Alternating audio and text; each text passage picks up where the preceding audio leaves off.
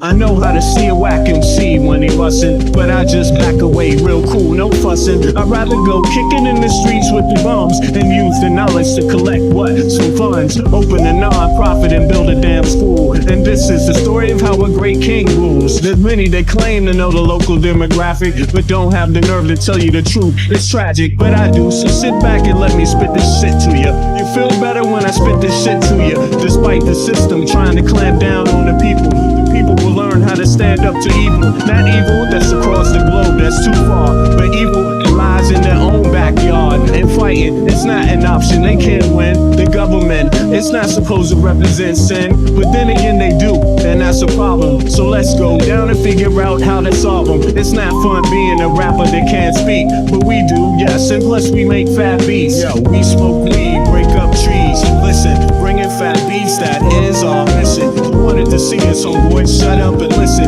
Thelonious and Big Bennett, brother, check the vision.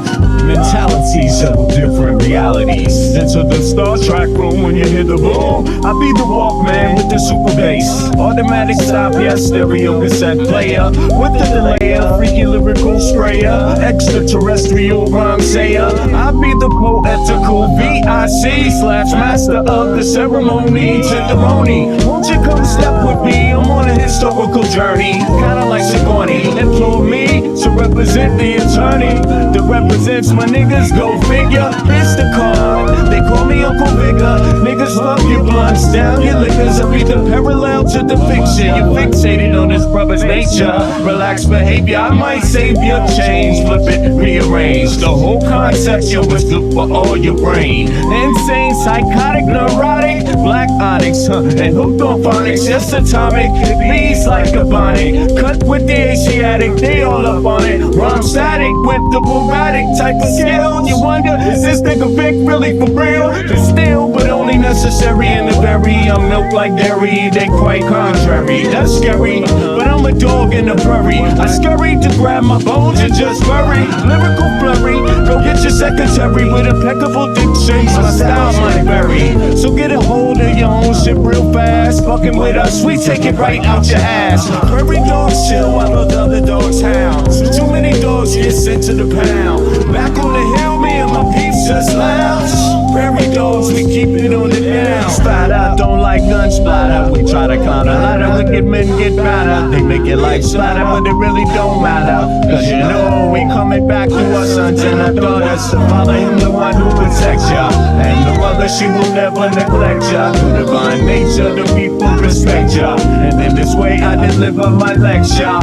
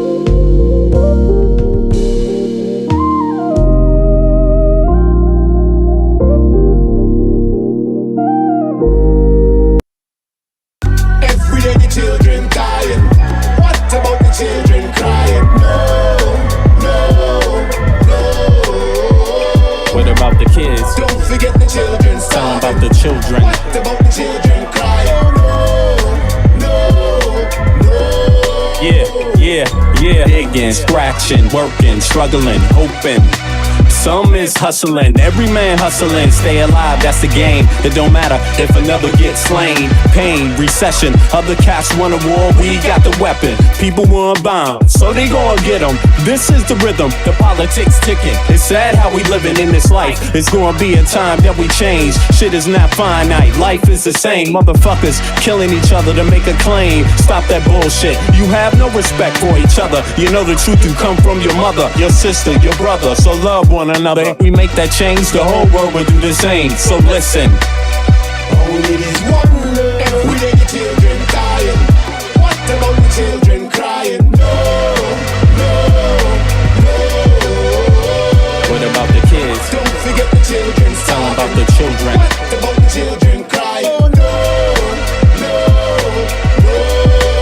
I wish someone would tell me when it's the suffering going stop. I see time ticking, fuck your watch. There comes a time when man steps to the plate, but it won't matter if your mentality is fake.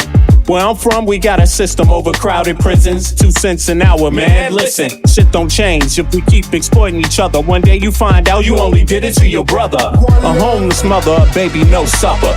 She got a husband and father, they both love her, but they can't find work cause the people with the power, they got a strange way to govern. Their price tags say nothing. Life is funny, then again it's really not.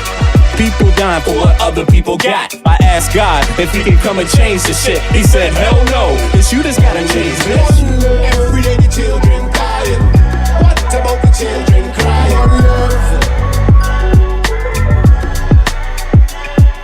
One.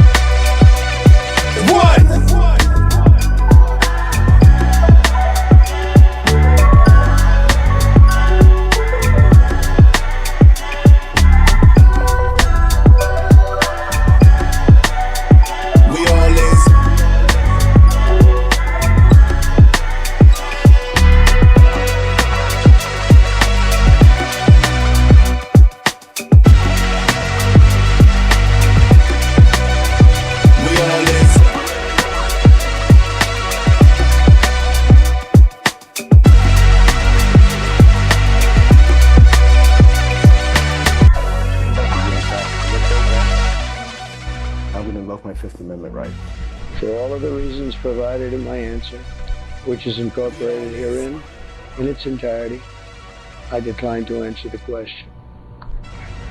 Counsel, I think we can all stipulate that if he says same answer, we will all understand it to be the same invocation. That's correct. To speed things up. No problem. Same answer. Same answer. Same answer. Same answer. Same answer. Same answer. Same answer. Same answer. Same answer. Same answer. Again, I'm going to assert my right. Let's take another break. We're going to go off the record again. So you are terminating the... Same answer. Same answer. Same answer. Do you in fact commit those acts? I'm going to invoke my Fifth Amendment right. For all of the reasons provided in my answer, which is incorporated herein in its entirety, I decline to answer the question. Counsel, I think we can all stipulate that if he says same answer, we will all understand it to be the same invocation. That's correct. To speed things up. No problem. Same answer. Same answer. Same answer. Same answer. Same answer. Same answer. Same answer. Same answer. Same answer. You got to respect Abdul because he beat a machine. Big Gretch, Pelosi, Schumer, he slaughtered them. 30 mil, couldn't do it. And so say what you want about him. This guy is a force that Mike Rogers is going to have to deal with. You got to respect Abdul because he beat a machine. Big Gretch, Pelosi, Schumer, he slaughtered them. 30 mil, couldn't do it. And so say what you want about him. This guy is a force that Mike Rogers is going to have to deal with. You got to respect Abdul because he beat a machine. Big Gretch, Pelosi, Schumer, he slaughtered them. 30 mil, couldn't do it. And so say what you want about... You know, this is so telling right here what Jesse Waters admits to right here. He says 30 million. So he's talking about AIPAC. He's saying that Abdul beat a machine, right? A machine. Now, this just shows you, right? This just shows you that these right wingers, they've been actually talking about AIPAC also in their using their own code words, right? They've been talking about this. When they talk about Nancy Pelosi, it's because of AIPAC. When they talk about Schumer, it's because of AIPAC. But then they will flip the script and all of a sudden say that people that talk about AIPAC don't like Jews. This is exactly what's going on right here in this one statement. It exhibits that. This guy is a force that Mike Rogers is going to have to deal with. You got to respect Abdul because he beat a machine. Big Gretch, Pelosi, Eric, Schumer, what's up? he slaughtered Purple, him. I see you. 30 mil, couldn't do it. And so say what you want about him. This guy is a force that Mike Rogers is going to have to deal with. You got to respect Abdul because he beat a machine. Big Gretch, Pelosi, Schumer, he slaughtered them.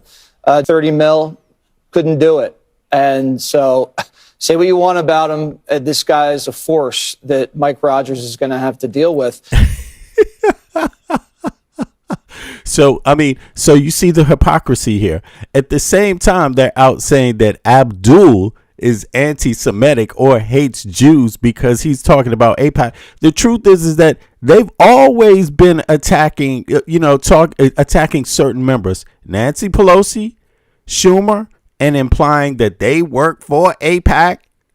Exactly. That's exactly what they've been doing. That's explicitly what they've been doing. That's what they've been putting out there in the air the entire time. He admits it himself. So what is the issue? Is it that a brown or a Muslim can't talk about AIPAC, but these white, quote unquote, white Americans of immigrant descent, by the way? I don't know about Jesse Waters, but many of them at Fox are like second, third generation in the United States, right?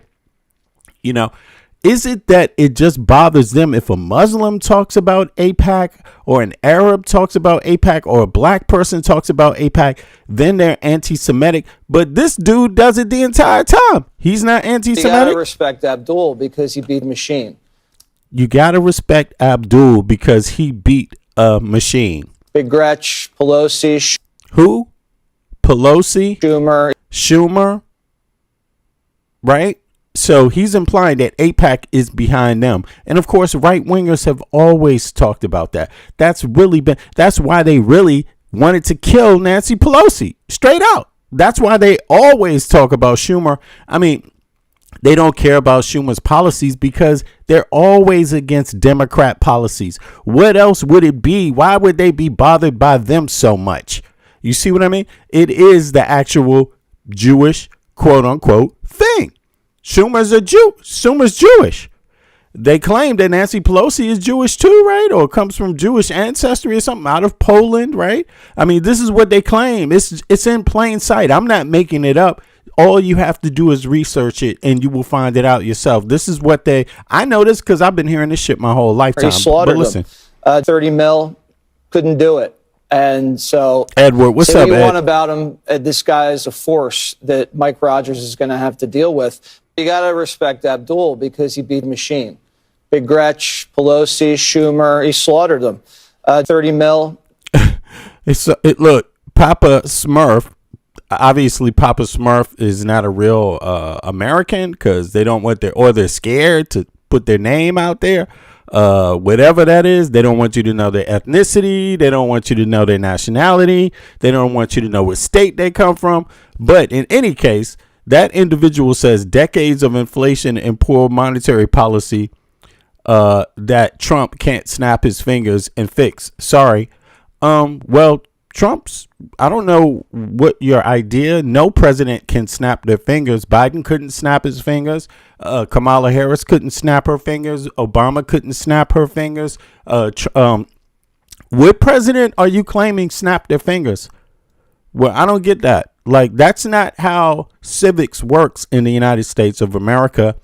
It's actually Congress that writes the laws, and they don't even snap their finger. They actually have to get together. When you go out and do this, see, if you do this, if you get the first part right, which 90 million Americans don't, register to vote and vote, then the people you vote for go to Congress and write law.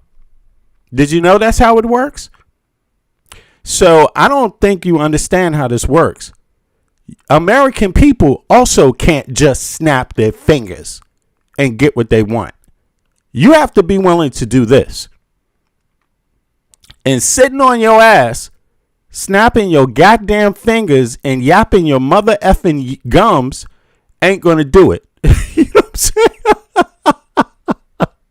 My suggestion is that you do a little more of this other thing.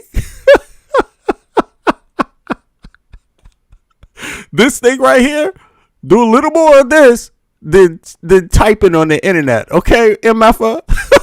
Papa Smurf, are you registered to vote, Papa Smurf? Are you doing more than snapping your fingers, Papa Smurf? Or are you just out here on the internet talking shit? I'm registered to vote. So at least I know where to vote. It's called vote.gov. Okay? In case you can't spell it, it's VOTE. I mean, vote.org. VOTE.org. Or is it .gov? Hold up. It is .gov. Here it is. VOTE.gov for government. Gov is short for government. I don't think Papa Smurf knows that. Without the votes, you ain't going to get shit. And as long as 90 million Americans don't vote, you're likely to not get shit either. You know what I'm saying? If you don't think it works with a vote and you tell other people, they probably not going to do nothing anyway, don't worry about your vote, nothing's probably going to happen. And you're right. They probably ain't going to do shit. You know, they won't have any reason to. But this, however, we could talk about this. Couldn't do it. And so say, well, because he beat a machine. Big Gretch, Pelosi, Schumer, he slaughtered them. 30 mil, couldn't do it. And so say what you want about him. This guy is a force that Mike Rogers is going to have to deal with. You got to respect Abdul because he beat a machine. Big Gretch, Pelosi, Schumer, he slaughtered them. 30 mil. So, you know, the truth is that Jesse Waters, now that he's got off his Islamophobic binge, you know what I'm saying? He's back to his anti-Jew binge. You know, that's the truth of it. He's back to his favorite Jews, Schumer and Pelosi. That's what it is. I don't even know, but is Pelosi Jewish? I mean, I'm having some idea that she is because these right wingers tend to just grab on the Jew and just rip them down and stay on their ass no matter what. Trump is the president. It's Pelosi's fault, man. Had Pelosi not done this. That's what I'm just saying. I'm not defending their policy. I'm just saying, does the right wing do that? Put a 1 in the chat if the right wing has been on Nancy Pelosi and Schumer's ass because they are Jewish. Because what is it about their policy? What is it about their policy that they ever mention? They never do. It's just like Nancy Pelosi again, Nancy Pelosi, Schumer. I mean, I'm almost wishing that they wanted Hakeem Jeffries to be Jewish. I'm almost guessing because here's the thing. MAGA Mike Johnson gets loads of AIPAC money. They never seem to have a problem with him. You know, so I'm just curious about that, you know? Yeah, Underboss, what's up? Yeah, I mean, I'm curious about that. They never seem to have a problem with MAGA Mike Johnson. He gets loads of AIPAC money. He might get more AIPAC money than most people. You know what I'm saying? Like, straight up. More Republicans get AIPAC money. That's how it works. But so it's not the Israel war thing that gets them. It's really the fact that they're just Jews in America. That's what the right wing is all about. Like, straight up, they can't help their roots, you know, that anti-Jew root, you know. But in any case, I just wanted to start off with that. Let's take it further now. Let's take it to the drunkards of the Trump administration. Piro's future appears to be hanging in the balance over the D.C. U.S. Attorney's decision to drop charges against a former Olympian who was accused of vandalism, among other people, at the reflecting pool. Now, sources say it is highly likely that she'll be fired. Another administration official described the president as blindsided by Piro's reversal, which instead blamed a botched renovation by the contractor and criticized the Interior Department. Interior Secretary Doug Burgum pushed back hard on that, and we're told that Burgum and Pirro met with Trump at the White House this evening. When pressed by reporters about her future at a signing earlier today, the president didn't hold back. Jeanine Pirro made a mistake. There was vandalism. Frankly, I think she choked because the judge was really vicious. Instead of going after the people that did it, the judge went after her and went after her department. And I guess she choked. I don't know what the hell happened. I was disappointed with Jeanine Pirro, really disappointed with Jeanine Pirro. She folded like an umbrella. Okay, so was Jeanine Pirro wrong? Was she right or wrong? Put a 1 in the chat if Jeanine Pirro was right. But this is just for basic understanding. Don't get me wrong. I know you could feel slightly different. There's some nuances. Put a 2 in the chat if Trump is right. Which one is right? Is Nancy Pelosi? I mean, is Jeanine Pirro right? Put a 1 in the chat. If Trump is right, put a 2 in the chat. I mean, because they both can't be right. And plus, Trump is out here dissing her hard. Like, here it is. Vandalism. Here it is. That, and we're told that Burgum and Pirro met with Trump at the White House this evening. When pressed by reporters about her future at a signing earlier today, the president didn't hold back. Jeanine Pirro made a mistake. There was vandalism. Frankly, I think she choked because the judge was really vicious. Instead of going after the people that did it, the judge went after her and went after her department. And I guess she choked. I don't know what the hell happened. I was disappointed. So he's blaming it on the judges. He's blaming it on the institution. He's blaming it on one of the branches of government. That's what he's doing. He's tearing down one of the pillars of the U.S. society, right? Something without you can't have a country. But okay, I get it now. So, but he's trying to bully her into going hard, going back and attacking the judicial branch. All right. The judge went after her and went after her department. And I guess she choked. I don't know what the hell happened. I was disappointed with Jeanine Pirro, really disappointed with Jeanine Pirro.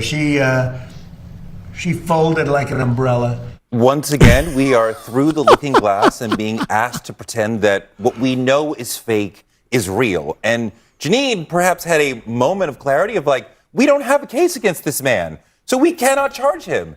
And now she's in trouble for living in reality in Trump world. If she had lived the lie, then she would be fine. But because she said, no, this is reality, this should not. I mean, it's the same thing with the election, the big lie. It's the same thing with January 6th.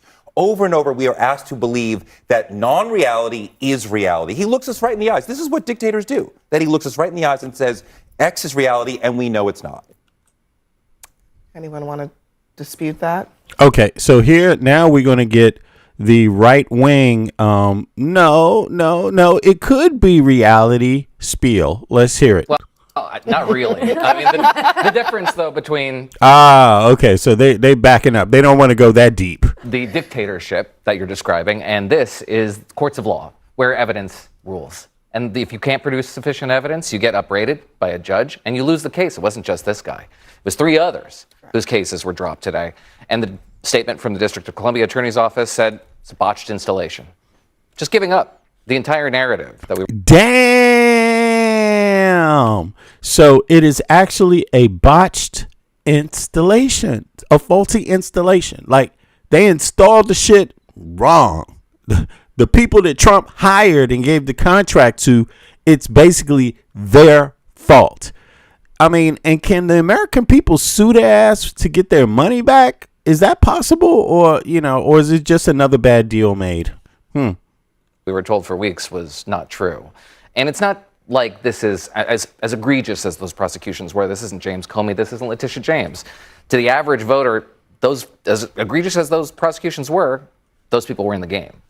These were civilians. They were just passersby. This could happen to anybody.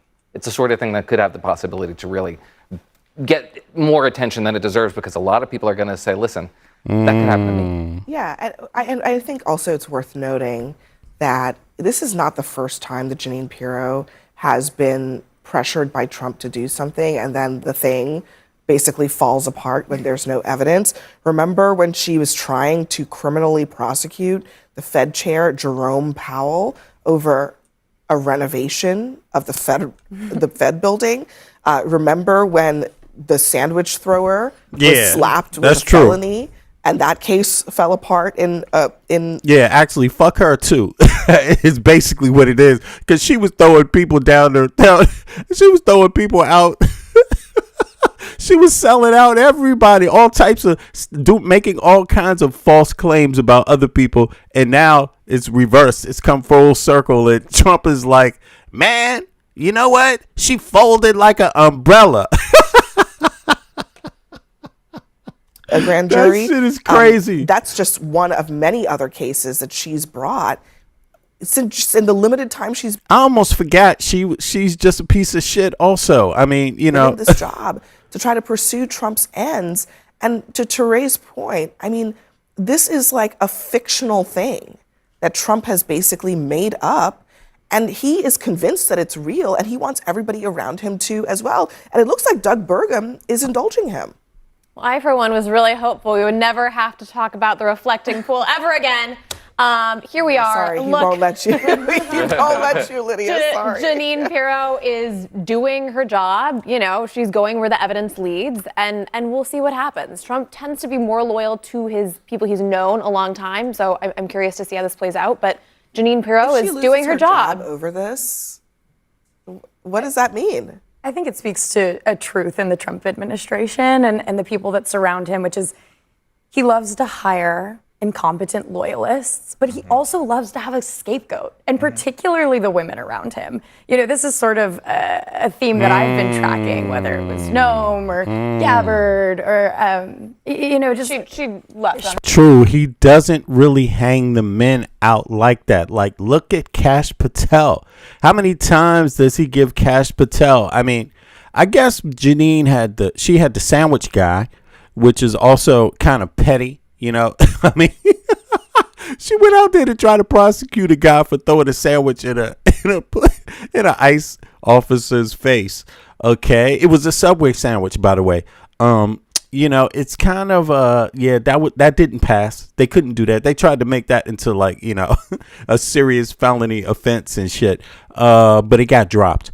But in any case, it seems like he does kind of let the guys off easy. I mean, what do you think about that? You tell me what you think. Does Trump let guys off easier than gals in his professional realm? Put a 1 in the chat if you think that he lets the men off easier than the ladies. Put a 2 in the chat if you think it's just about even and it's just about the job. I'm curious what y'all think. I myself, I seem to think he's a little hard on women, but you see so much shit after a while you forget. You know what I'm saying? So let me know. Yeah. Let me know what y'all think. That's right, Bondi. But I think there's this trend with Trump where he creates his own problems, but he also creates his own teams. And when people fail to fall in line or fail to execute on almost an impossible task like defending this, he's unafraid to throw them aside. I think I agree with all that. I guess I would say, to Noah's point, the real problem here is that Janine Pirro had to appeal to a court of law. She had to present facts. And of course, the court recognized that this was a lie. And so, she had this impossible task, which was to acknowledge reality or lie to a court, which is just technically illegal, even for the Justice Department. And so I think the truth of this whole situation is, of course we're asked to live in unreality, but the thing that's more dangerous here is that the president is willing to fire his own people in order to have willful prosecutions that are just totally made. Yeah. Trump doesn't understand that they can come under criminal jeopardy by lying. They can lose whatever license, legal shit they have. They can lose it, right? And also they can be in criminal jeopardy by lying to a judge.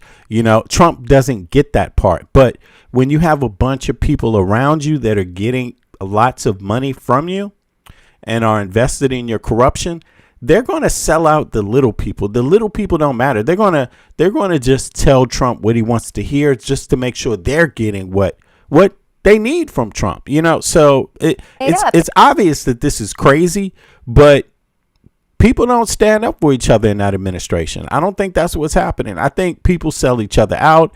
They're there just for the money, for the personal perks, for the inside track on private deals. It's like total corruption and nothing about friendship, nothing else. It's nothing about right-wing policies, nothing about getting rid of immigrants. It's nothing about any of that stuff. It's all about how much money can I get as fast as possible before this shit crumbles. And that's my thoughts. Basically, bystander civilians, and that is a weaponized DOJ, which is exactly what he claims to have been worried about. This is President Trump talking about this contract that is really at the heart of this. It's a no-bid contract that went out to some contractor that he had apparently had a previous relationship with. And this is what he said back in April versus what he said today. Now, I'm not saying I was 100% thrilled with the contractor, but the contractor was rushing. We wanted to get it open for July 4th. And we got it done. Yeah, by the way, I didn't know the contractor. Everyone said the contractor. I didn't know the contractor. But when it was completed, it was perfect. I said, Doug, I have a guy who's unbelievable at doing swimming pools. I'm going to send my contractor over and take a look. He looked at it. He called me up. He said, so we can do something. We have a color. It's called American Flag Blue. I said, that's the color I like. What do you do? What do you do about that? I mean, this is the reality people live in right now. You have two sides. You have a two-faced Trump that you always got to deal with, a two-headed serpent, a two-headed dragon, and in the beginning he says this, and then when it all goes wrong, he says that. And he just is going to do that over and over and over. Somebody in the chat, let me see, that was John Handley said, I just read an article about the current admin blaming prior administrations for failing to clear out the water pipes. I don't know if the validity, but it goes with standard blame game, right? Well, listen to this. You tell me if this might explain it. I'm not saying I was 100% thrilled with the contractor, but the contractor was rushing. We wanted to get it open for July 4th. And we got it done. Yeah, by the way, I didn't know the contractor. Everyone said the contractor. I didn't know the contractor. But when it was completed, it was perfect. I said, Doug, I have a guy who's unbelievable at doing swimming pools. I'm going to send my contractor over and take a look. He looked at it. He called me up. He said, so we can do something on it. We have a color. It's called American Flag Blue. I said, that's the color I like. He talked me into it very easily. Well, damn. He picked the color and everything. He picked the contractor. Doug, man. I mean, so how you going to blame the prior administration when you gave a whole nother story? How you going to blame the prior administration when you always caught in lies about everything any fucking way? It's ridiculous. I mean, blame the prior administration if you don't do things like this. Swimming pools. I'm going to send my contractor over and take a look. I'm going to send my contract over and take a look. He's unbelievable at doing swimming pools. I'm going to send my... He's unbelievable at doing swimming pools, because Trump, he knows everything about real estate. You know what I'm saying? This is just another real estate thing for Trump. He's the best, man. He knows everything about it. But when it was completed, it was perfect. I said, Doug, I have a guy who's unbelievable at doing swimming pools. I'm going to send my contractor over and take a look. He looked at it. He called me up. He said, so we can do something on it. We have a color. It's called American Flag Blue. I said, that's the color I like. He talked me into it very easily. So you can kind of see, you can see since he's the one who picked the contractor, you can see why he has to blame someone else. It's that simple. It's not more difficult than that. And he's willing to send people to jail. He said he was trying to send an Olympic medalist, a U.S. Olympic medalist, to fucking jail. He wanted to prosecute. He wanted to use the Justice Department to prosecute people when he knows it's a mother effing lie. Like, I mean, this is crazy. This is 100% crazy. thrilled with the contractor, but the contractor was rushing. We wanted to get it open for July 4th, and we got it done. Yeah, by the way, I didn't know the contractor. Everyone said the contractor. I didn't know the contractor. But when it was completed, it was perfect. I said, you know, Doug, I have a guy who's unbelievable at doing swimming pools. I'm going to send my contractor over and take a look. He looked at it. He called me up. He said, sir, we can do something on it. We have a color. It's called American Flag Blue. I said, that's the color I like. He talked me into it very easily. I mean, can Jeanine Pirro sue Trump? Can she sue Trump personally over this? Like, that's what I'm curious about. That's what I'm curious about. Like, how can he say he is the one who picked the contractor? In reality, it's his fault.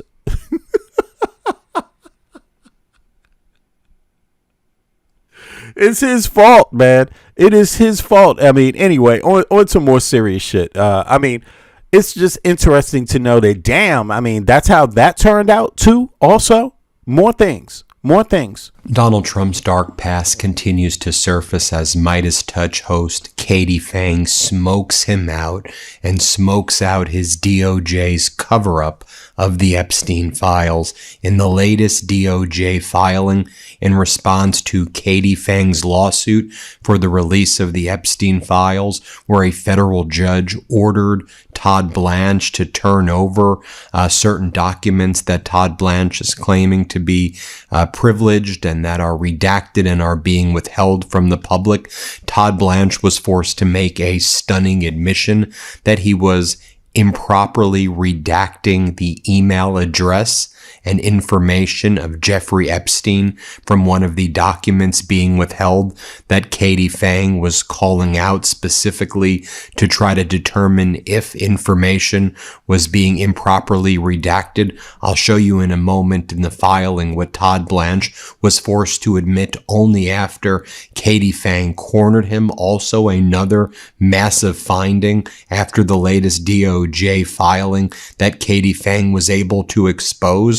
So a lot of the redactions of individuals who the Trump regime and the Trump regime DOJ are claiming are victims are people who are co-conspirators or potential targets who could potentially be investigated, or individuals whose lawyers are simply going to the DOJ and saying, we believe our client is a victim, even if they were on a co-conspirator list. And so the DOJ is saying, well, if you tell us that you are a victim, even if you're a co-conspirator, we now treat you like a victim.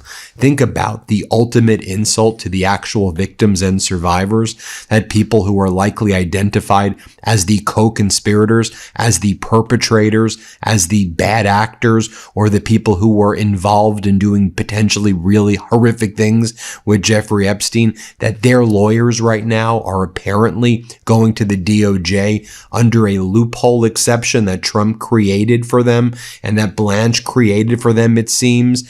And they could just say, well, we're victims too. And if they utter the magic words, we're victims, they get redacted and removed. It's admitted right here in the filing. So just to give you the quick sequence of events, Katie Fang sues Todd Blanche, released the Epstein files. She wins a preliminary injunction in DC federal court. The judge orders Blanche to turn over a certain group of categories of the Epstein files that are subject to Katie Fang's preliminary injunction. Blanche refuses to do it. Katie Fang says, hold Blanche in contempt, and judge, why don't you do what's called an in-camera review? Yo, Katie Blanche is holding the Epstein files down. She's holding it down for American citizens, like herself. Like, there's not even another case right now regarding the Epstein files and the release. It's literally her case at this point. She's the citizen that stepped up and sued the government sue Todd Blanche and the government for not releasing the Epstein files, y'all. I mean, come on. People got to give Katie Fang a round of applause for standing up for America, yo. Standing up for the U.S. Like, seriously, anybody, this is real. Anybody that wants those wants those files to be released, anyone that thinks those files are supposed to be released, you got to give your support to Katie Fang, because she is actually the one. She's the one fighting the case in the court. You know, and he might lose. The U.S. government might lose, but understand this. They likely will lose this case. And she could probably sue their ass. And the American people can sue, right? How that works out, who knows? But here's the thing. It would be a criminal act also to withhold them, right? It is against the law right now. But here's the thing. As long as these people are in charge of the government, nothing can be done to get those files released. Nothing. They will not follow even the judge's orders, likely, regardless of what the outcome of this is. And this is serious. This is in a federal court. This is not a light matter here. So people will be in criminal jeopardy. This group of documents doesn't have to be everyone. Let's just take a look at this group of documents, a smaller sample, and see if there are any red flags with the smaller sample. The federal judge, Judge Sullivan, granted that request by Katie Fang, said, okay, let me take a look at this smaller group of documents in camera so I could determine if they're red flags. Turn it over by, I think it was like close of business on Friday. Blanche did the he filed something called a notice of compliance. But even though the filing by the DOJ says notice of compliance, that's, they lie about everything. It actually was an admission of non-compliance with the Epstein Transparency Act. Look at this. Defendant's notice of compliance with court order. And it says defendant Todd Blanche in his official capacity as acting attorney general, by and through counsel, submits this notice of compliance. And then it says defendant submitted hard copies to the court's chamber. So the federal judge reviews it in camera, meaning Katie Fang and the DOJ are not there with the judge. The judge reviews it privately and confidentially alone for now. Blanche says the submitted documents show that the justification in defendant's briefing on this issue supports each redaction. Each file listed in the court's order is addressed below. So take a look at number 2. It lists one of the Bates number documents, EFTA 011879999. The in-camera documents show that the redacted text contains the identity of a victim as that term is defined in the memorandum titled Attorney Review Protocol for Epstein Files dated January 4th, 2026. Specifically, this individual is represented by counsel with whom the Department of Justice has communicated, and that counsel has requested the individual be treated as a victim. Upon closer evaluation of this document, it was also discovered there was an inadvertent redaction to Epstein's email address, which has since been lifted. Now, this is just... Okay, so they're talking about redactions that were not victims.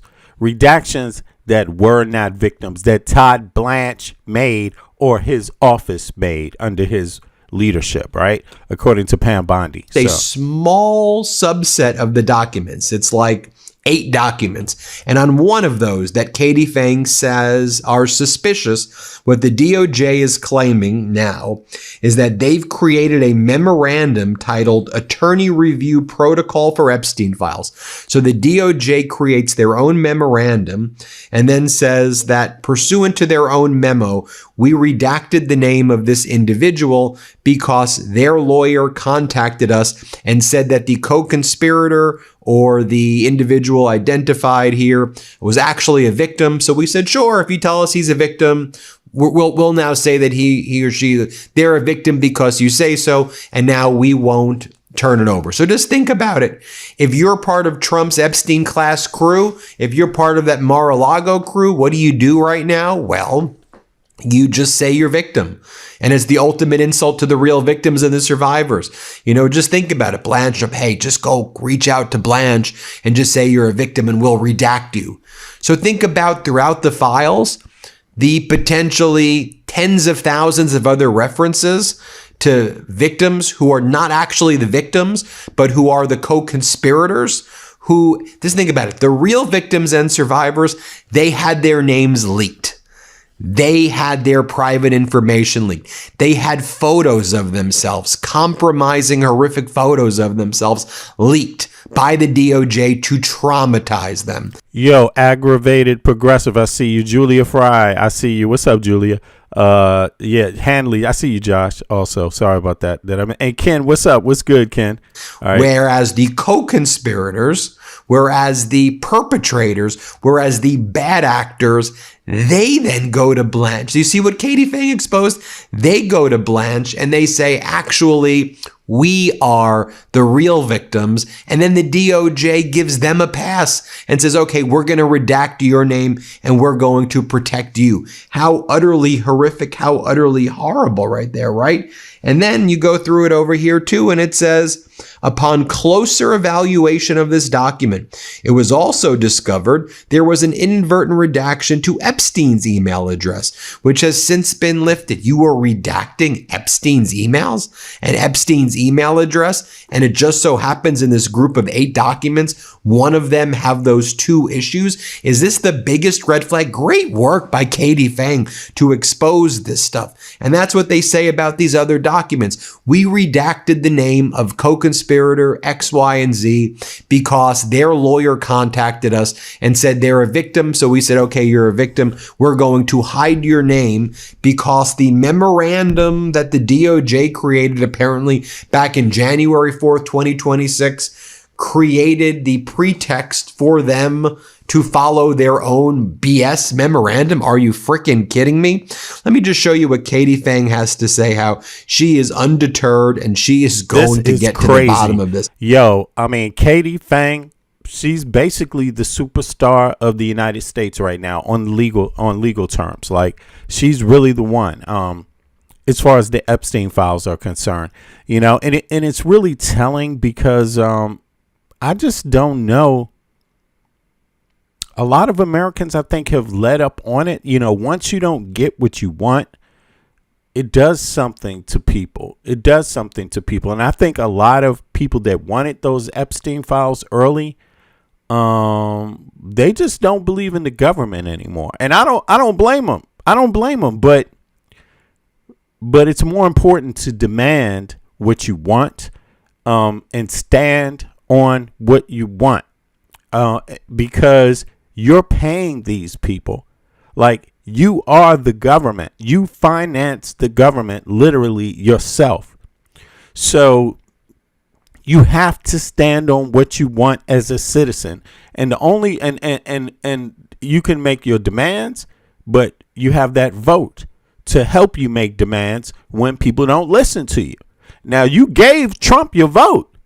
You gave Trump your vote when he said he was going to release the Epstein files. You trusted Kash Patel, Pam Bondi, all of those people when they said, yeah, we're going to do this. Biden could do it on day one. Of course, they lied to you because you can't do it when there's an ongoing case, but there's no ongoing case now.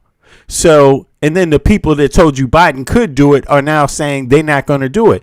So why don't you, they putting you personally in a situation where they're saying either you don't stand on your own business, or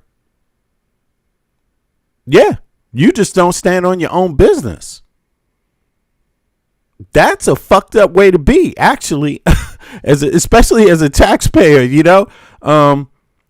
what does it mean when you don't stand on your own business? Not standing on your own business means you will not punish the people that lied to your ass and robbed you purposely. I mean, that's a bad place to be, I would never want to be a person like that. So I choose to continue to demand that they release it. And I say they need to prosecute everybody involved and send ass to jail. And they need to prosecute people that conspire to cover up the files too and send ass to jail too. I mean, that's what I think the government should be doing. And I think every elected official that wants your vote should be saying that they're going to do that 100%. So that should just be one of the 100 things they say they're going to do. Here's what Katie Fang said. Let's play it. Where's the redaction log? Where are the foreign language translations? And where are the handwritten FBI interview notes for those 4 interviews that were done of the victim who was 13 years old when she alleged that she was abused sexually and physically by convicted felon Donald Trump? Where are those? What? Hold on. Where are the foreign language translations? And where are the handwritten FBI interview notes for those 4 interviews that were done of the victim who was 13 years old when she alleged that she was abused sexually and physically by convicted felon Donald Trump?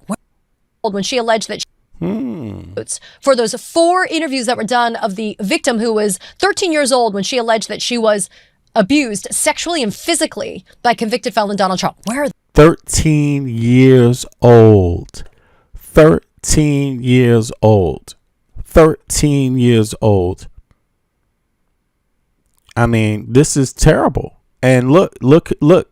Todd Blanche is helping to cover it up. I mean, that's disgusting. That's shameful. But where's the low? What kind of bottom do these people have? Like, there's almost nothing they wouldn't do, if you ask me. I mean, that's about as low. If you go that far low, what else won't you do? What else won't you do? those still remain open. I am still forging ahead. But again, look how far we have made it. Look how far we have come. This is just a preliminary injunction, people. This is not even my entire lawsuit, which seeks all of the files to be released with appropriate redactions. We are chipping away at the opaque, just bullshit block of this black box that the DOJ thinks is okay, but it's not, because it's illegal. And we're not going to take it. Here's how Katie Fang describes Todd Blanche admitting in his filing yesterday that Epstein's email address was redacted. Let's play it. I want to go back to 1187999. This is the Mademoiselle Model Agency one. And the reason why I want to go back to this one is there's something very important that happened with this. Hey, I just want to let everybody know, Caleb receding hairline says, none of you actually care about the files or victims. You are looking for excuses to go after Trump. I never see anyone serious on the left bring up Epstein funding, cloning, or mind technology. And that person, let me see here. Let me just tag their name real quick so they can see this thing I'm about to write. They joined July 6th, 2026. That's 3 days ago. They joined YouTube. So, do you believe what they say? Can you trust them? I don't know. You tell me. What about the person on the screen, Katie Fang? Is she serious about the Epstein? Is she serious about the files? And also, receding hairline. What are you actually doing? Can you show us what you're doing about it? I mean, just asking is all. Feel free to hop up also, if you like. The panel link is in the chat. Yeah. Todd Blanche admitted in his filing yesterday that Jeffrey Epstein's email address was redacted. He calls it an inadvertent redaction, but it's been redacted and has since been lifted. Now, you may not think that's a big deal, but I think it's a very, very, very big deal. And in fact, that is the biggest red flag that you could find from what has happened here. Put aside all the other stuff. Why? Because it shows that the way that the redactions were done here was wrong. This wasn't some one-off mistake. We know for a fact that the Department of Justice released over and over again, hundreds and hundreds of times, the personal identifying information of several victims. Victims whose names had been submitted on a list to the DOJ. People like Danny Bensky. We know that the process was flawed. We know that it didn't work. And now we know that it also worked to protect the identity of Jeffrey Epstein. the main perpetrator of these crimes that we are focusing on right now. And the DOJs want to say, oops, sorry, we missed it. There's something flawed with the process. And that is what a special master needs to get to the bottom of. Because this, folks, is just a small subset of the millions of documents that have been publicly released, in addition to those that are being squat on by Todd Blanche. Now I want to bring in Katie Fang as well to discuss what's been going on in her case against Todd Blanche. Katie Fang, an American hero. It's such an honor to have her be a part of the Midas Touch Network. Let me just show you what Katie Fang had to say about this. Let's bring in Katie Fang. Todd Blanche, the acting Attorney General of the United States, produced to federal judge Emmett Sullivan in the district court in D.C., produced unredacted emails and documents for purposes of a in-camera or an in-chambers review. I'm not allowed to be there. It's something for the judge to be able to do on his own. It is pursuant to an order that was entered on July 25th, 2026 that we've covered here at Katie Fang News. This order was specific, about the bait stamp documents that were to be submitted, and accompanying those unredacted bait stamp documents, Todd Blanche was to provide documentation supporting his representations that the redactions that were done were compliant with the Epstein Files Transparency Act. That's really an important, nuanced kind of detail that we're going to talk about in just a minute. Because as we sit here right now, Friday, July 31st, 2026, Todd Blanche continues to violate the Epstein Files Transparency Act. I also want to say at the get-go the following. There's been some, I'll call it chatter, on social media and beyond, maybe internet, that I am doing something that's running afoul of protecting the confidentiality and the privacy of, frankly, any abuse survivor, but specifically survivors of Jeffrey Epstein, Ghislaine Maxwell, and others. It is one of the most offensive suggestions to make to me or about me. If you've done so, you don't know me. If you've done so, you haven't been following my work. This is not the pursuit of money on my behalf. This is not the pursuit of anything but the ability to achieve accountability and justice. I spent a good portion of my career as a lawyer, as a prosecutor.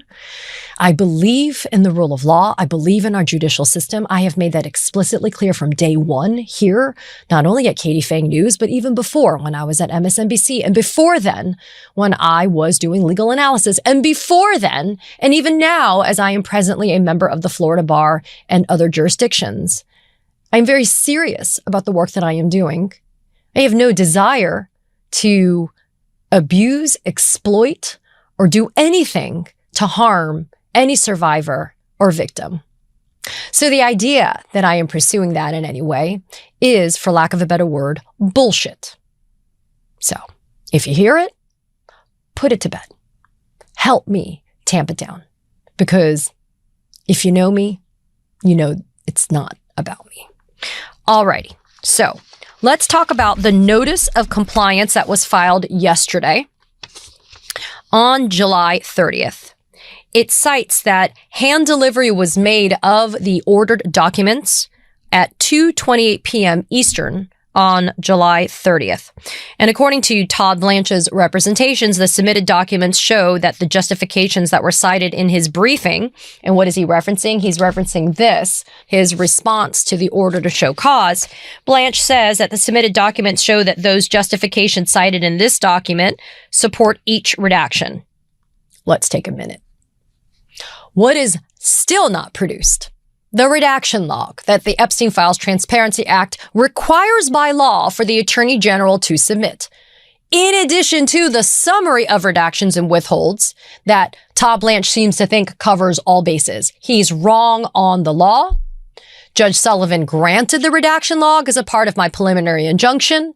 And as we sit here today on July 31st, still no redaction log. Remember that. But thank you, Todd, for laboring so fucking hard, okay, to support each redaction with an explanation, like you were supposed to do for all of the redactions. But okay. Now, let's start with the first document, EFTA 00749-245. I want to do this with you. I think it's important to go through these emails. This is the I loved the torture video email. This is the email that Todd Blanche wanted to say that if I had just Googled it, I would have found out that it's Sultan bin Sulayem. Maybe it is. Maybe it's not. I don't have to trust Todd Blanche. I don't even have to trust Tom Massey's word for it. I don't have to trust anybody's word for it. I get to see the unredacted email.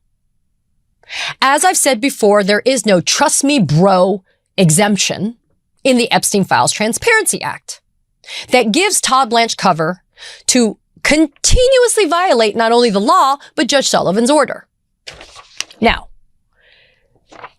the email address and name remain redacted. This was provided to Judge Sullivan yesterday unredacted, with the name and the email address unredacted. What does Todd say? Todd says that the in-camera documents show that the redacted text contains only emails address that are consistent with the government's briefing. That's not even English, number one. It's grammatically wrong. But number two, his briefing, as I've said, says that when it pertains to the torture video email, as we are calling this, he says, well, it's a private email address and there's no purpose beyond sharing that private email address. Oh, I beg to differ, Todd. The email is to show, one, a potential perpetrator of crimes against the survivors of Epstein, Maxwell, and others. Two, I'm not supposed to give quarter to somebody who loves torture videos. Let me be clear. Yo, she's going hard on this. I mean, she's going to get this. And did you hear the name? This is some sort of sultan, and they're in the email. They're talking about torture videos of minors, like torture. And for a lot of people that have been following the Epstein case for a while, I know many people have, right? You know, folks have told me stuff, and you know, some of it can be verified, some of it maybe not, but a lot of it is actually communicated about, obviously, in files like this one.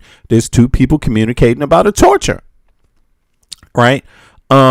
Sasha Riley, on top of that, he has given his interviews where he also confirms, like, yeah, there was, when he was a kid, being sex trafficked by Trump. He alleges Trump and Epstein, and he even says Trump was the boss of Epstein. He's witnessed torture himself. He says they were making torture videos, torturing kids, murdered a kid and torturing children, like straight up, and other things as well. So this is serious. It's not people, when they hear it, you shouldn't just think like, oh wow, it's being people are just exaggerating, or they're just taking the most, just the parts that could be sound the most woo, but no, there's actually a lot of this according to people that claim they are victims. I'll put it to you that way. Blanche, by insisting on maintaining the redaction of the sender of this email about their love of torture videos, Todd Blanche, as the acting attorney general of the United States, is saying that if you love torture videos, that you have a safe space with him. And by extension, the Trump Department of Justice. I want you to sit on that for a hot second, because that is one of the most offensive. Todd Blanche is essentially saying that person has a right to their privacy, even though they're communicating about a crime, pretty much, or a potential crime, right? A crime. Torture is a crime. It doesn't matter where it's, I don't know what they're going to say the context is, but in any case, I mean, he's basically saying that if that person deserves to be redacted because they're a victim. That's what Todd Blanche is claiming. That the person that watched the torture video is not a victim of sexual trafficking, not a victim of a crime themselves, but because the information could be used to put them in a bad light for entertaining torture videos, that they're also a type of victim now. So their name gets to be redacted. Offensive things that anyone could say, let alone somebody who wants to be the top cop of our country. But Todd wants to spare the exposure of a private email address for somebody who loves torture videos. Why, Todd? Because the Epstein Files Transparency Act explicitly states you are not allowed to do redactions or withholdings to spare somebody embarrassment, shame, or any type of political humiliation. And yet Todd seems to think that that is a priority. So that's this email. Next, EFTA 1187999. That is email chain dated January 17th, 2013, from somebody working at the Mademoiselle agency, which, again, if you go and you Google, that is a modeling agency in Paris, France. According to Todd Blanche, the names that chain dated January 17th, 2013, from somebody working at the Mademoiselle agency, which, again, if you go and you Google, that is a modeling agency in Paris, France. According to Todd Blanche, the names that have been redacted and email addresses are victims that are represented by counsel. Now, why is this one so important? EFTA 1187999. Well, Blanche says that the victims in this email are represented by counsel and have requested that the individuals whose names and email addresses appear in this particular document, that they want to be, quote, treated as a victim, end quote. Todd also references something called an attorney review protocol for Epstein files dated January 4th, 2026.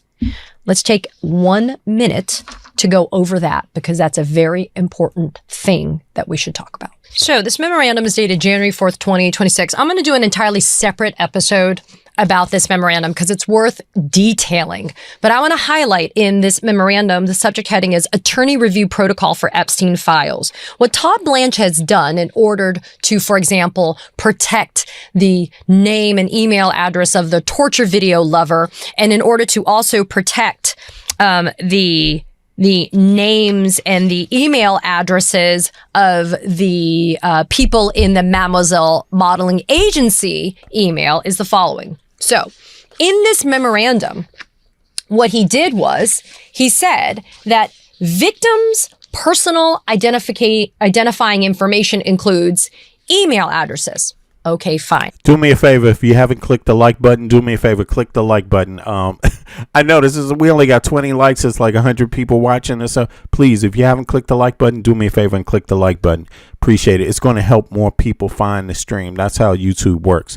Appreciate it. Let's go. Katie Fang. That's okay. For those of you that don't know, she's the one who just got Todd Blanche. She took Todd Blanche and the Justice Department to court, right? Through federal court, because they did not release the Epstein files. It's against the law to not release the Epstein files. So, but it has to be litigated, right?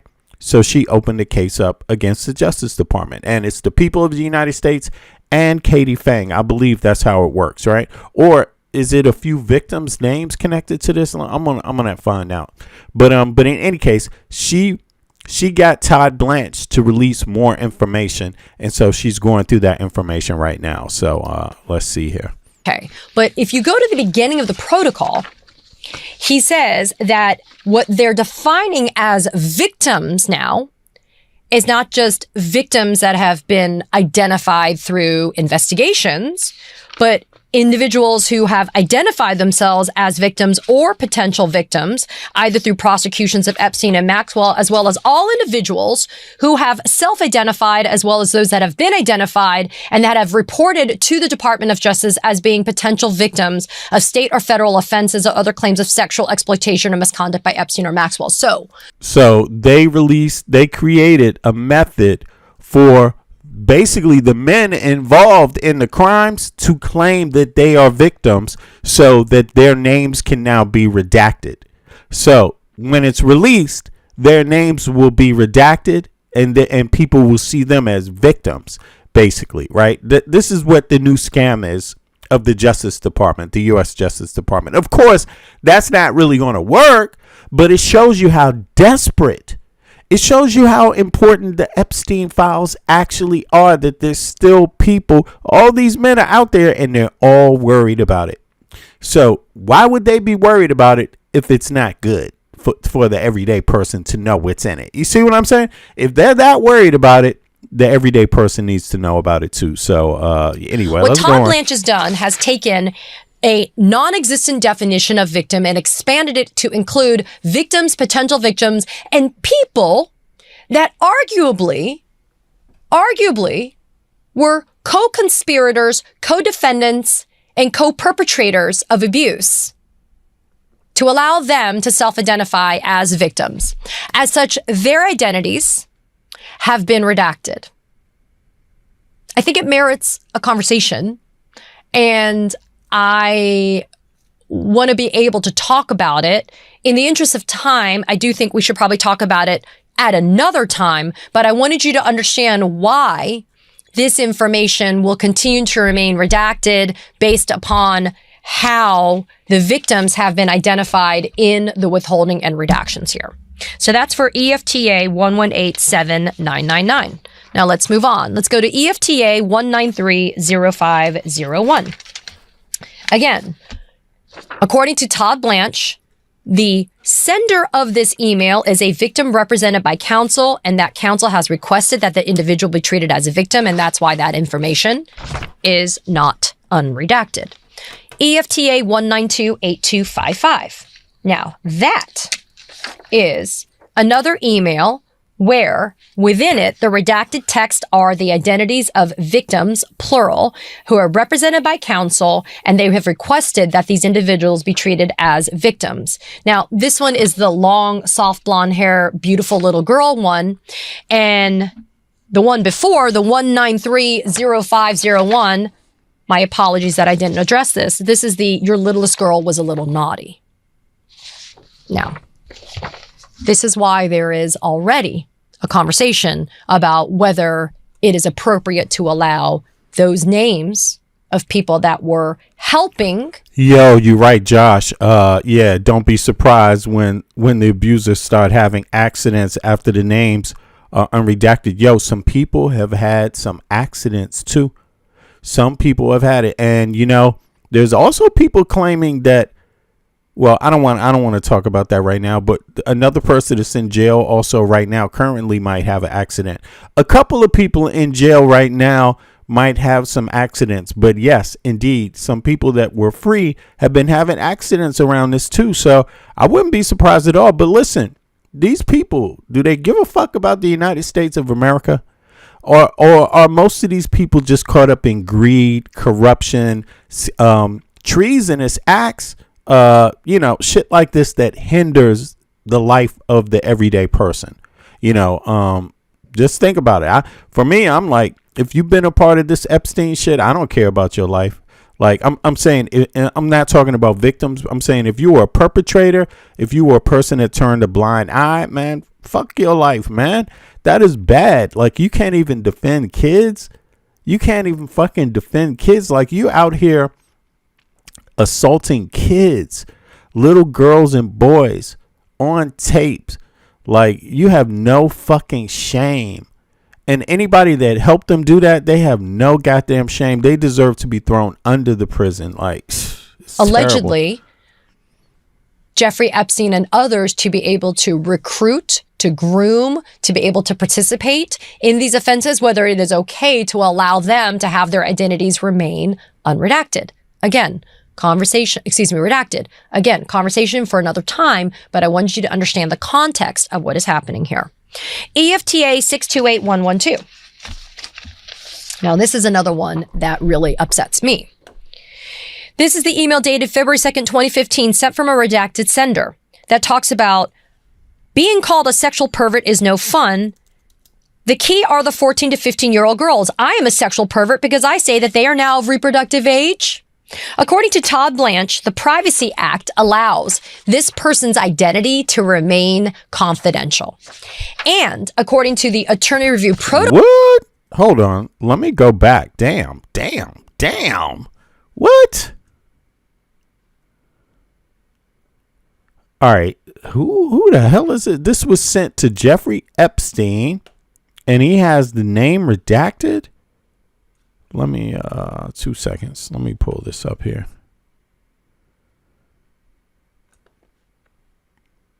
Hate letters pouring. Okay. Hate letters pouring in an offer Reuters piece, one of which I answered as you saw. Okay. But in a day or two, The Guardian will come out with a lengthier piece in which they tried to trap me and succeeded in good part because it was Sunday and I was already enjoying myself. The key are the 14 to 15-year-old girls. The key are the 14 to 15-year-old girls. I'm a sexual pervert because I say they are now of reproductive age. ? Damn. I do hope there is no legal jeopardy for you. Is this new flurry of activity, and my heart goes out to you, brother. What? I do hope there's no legal jeopardy to being called a sexual pervert is no fun. So if you have served time for the crime, as I have not, they are calling me one merely for not urging your death by beheading. Okay. This sounds like a lot of excuse making. Hope you are fine and more than well protected. Well, we know that this is Epstein. He didn't write this letter, but he did these things. So, and this is February 2015. And this person who wrote it, because the obvious question is, why the fuck are you still writing letters to Epstein when he's been locked up already for this shit? And come on, what's going on here? What's going on here? This is crazy. And this dude's like, oh, I should be calling for your head. You know what I'm saying? It should be. So, but listen, if this person didn't do anything, then what are they worried about? What's the big deal? If this person who wrote this did not do something, what is the big deal? They were fine with writing these letters to Jeffrey Epstein, so why hide it? Why hide it at all? I see. So this begs to the question: what else have they done? Have they done something to this 14 and 15-year-old girl? It begs the question because the rest of it doesn't make any sense. Like you wrote to a damn pervert. You wrote to a person convicted of what? Of assault, sexual assault on minors, and some other shit. I don't know what his exact charges were. Epstein back then in Florida. But you were typing with him when you knew he was getting down like that. You wrote him a letter years later. So if you could do that, why don't you stand on that? Why do you need it to be a secret? And if the person did that willingly, why is Todd Blanche hiding it? Unless he thinks it's connected to another crime that he's covering up. It doesn't make sense. It really makes no sense. It almost makes it look like Todd Blanche is involved in the crimes of the victims himself, damn near. Seriously, I'm serious. It's just weird to try to hide this. It's weird. According to Todd Blanche, the Privacy Act allows this person's identity to remain confidential. And according to the Attorney Review Protocol for Epstein files, Todd Blanche said that the Privacy Act allows identities of people like this person, their email addresses, to remain confidential. So once again, the acting Attorney General of the United States wants somebody who thinks it is okay to have sex with 14 and 15-year-old girls because they are, quote, now of reproductive age. He wants this person's identity to remain confidential from you because he wants to keep their private email address not released. Why, Todd? Why are you protecting this person? They're not a victim. But according to you, it would be a shame that their private email address be exposed. I think it's a shame if you don't expose somebody who thinks that it's okay to have sex with a 14 and 15-year-old girl. Alrighty. EFTA 264-8868. Again, Todd Blanche says that the redacted text, this is the "she is like Lolita from Nabokov. Tomorrow we traveled to Bern for visas." Visas for what? Modeling? Modeling visas? May 23rd, 2017, this person is represented by counsel and claims that this person is a victim, and that's why their identity is redacted. EFTA 250-4630. March 19th, 2018, sender is redacted. I found at least 3 very good young poor, but we was so tired. The sender is a victim represented by counsel. I will cover up this week. Meet this one, not the beauty queen, but we both likes her a lot. Is this a recruiting email? Is this somebody who is out working for Epstein trying to find other victims? Is that what's happening here? Let's go to EFTA now. 102-2356. Email chain dated September 21st, 2018. According to Todd Blanche, the names and the email addresses pertain to 2 victims. The recipient of the email is a potential victim, and the name in the email that is redacted is the potential victim, talking about my favorite from Lithuania, redacted 19, will meet when I am there. Again, according to Todd Blanche, because they are represented by counsel or potential victims, their names are not going to be unredacted. But what are they doing for Jeffrey Epstein is the question. Moving on. EFTA 000-38227. Now, this is another one. The email addresses, sender and recipient, these are law enforcement personnel. And according to Todd Blanche, you should be protecting the identity of law enforcement personnel. Again, that is not in the Epstein Files Transparency Act, but that is in this attorney protocol that the DOJ generated. Why are you protecting the names of government employees? Why? Why is that? What's also not addressed here is that the redactions that are here that are identified as co-conspirators, their names are redacted. But Ghislaine Maxwell and Leslie Groff, their names are not. And according to Todd, in his response to the order to show cause, Leslie Groff has not asked to be identified as a victim, and that's why her name is made available. And EFTA 194-840, I didn't print it out. It is the draft indictment that was prepared by the U.S. Attorney's Office, Southern District of Florida. And the one that was never presented, and the one that eventually was what resulted, the non-prosecution agreement that benefited Jeffrey Epstein and his co-conspirators, and then he got that bullshit sweetheart plea deal. Yeah. That one, according to Todd Blanche, shows that the co-defendants are actually represented by counsel who have asked that the co-defendants be treated as victims. Again, having issues. But I want to go back to 1187999. This is the Mademoiselle Model Agency one. And the reason why I want to go back to this one is there's something very important that happened with this email. Todd Blanche admitted in his filing yesterday that Jeffrey Epstein's email address was redacted. He calls it an inadvertent redaction, but it's been redacted and has since been lifted. Now, you may not think that's a big deal, but I think it's a very, very, very big deal. And in fact, that is the biggest red flag that you could find from what has happened here. Putting aside all the other stuff. Why? Because it shows that the way that the redactions were done here was wrong. This wasn't some one-off mistake. We know for a fact that the Department of Justice released over and over again, hundreds and hundreds of times, the personal identifying information of several victims. Victims whose names had been submitted on a list to the DOJ. People like Danny Bensky.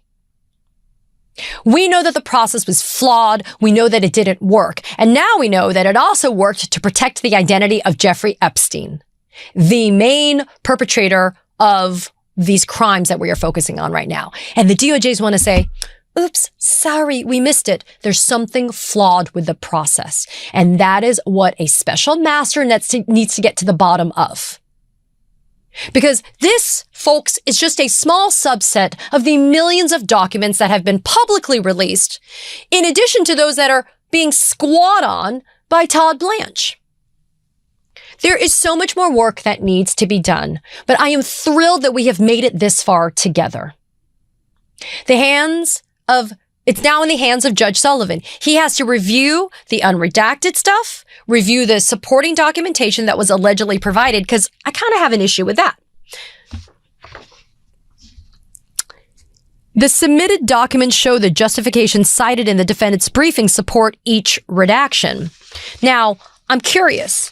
Did Todd also submit the correspondence from the lawyers that are representing the alleged victims to show that they asked to be identified as victims? Because it doesn't say that here. And according to the order from Judge Sullivan, Blanche was supposed to bring with him proof that these redactions were appropriate, not just a, hey, here's an unredacted email, and hey, I'm just letting you know that these people are represented by counsel. And so there's a lot of open-ended questions that still remain, including where's the redaction log, where are the foreign language translations, and where are the handwritten FBI interview notes for those 4 interviews that were done of the victim who was 13 years old when she alleged that she was abused sexually and physically by convicted felon Donald Trump. Where are those?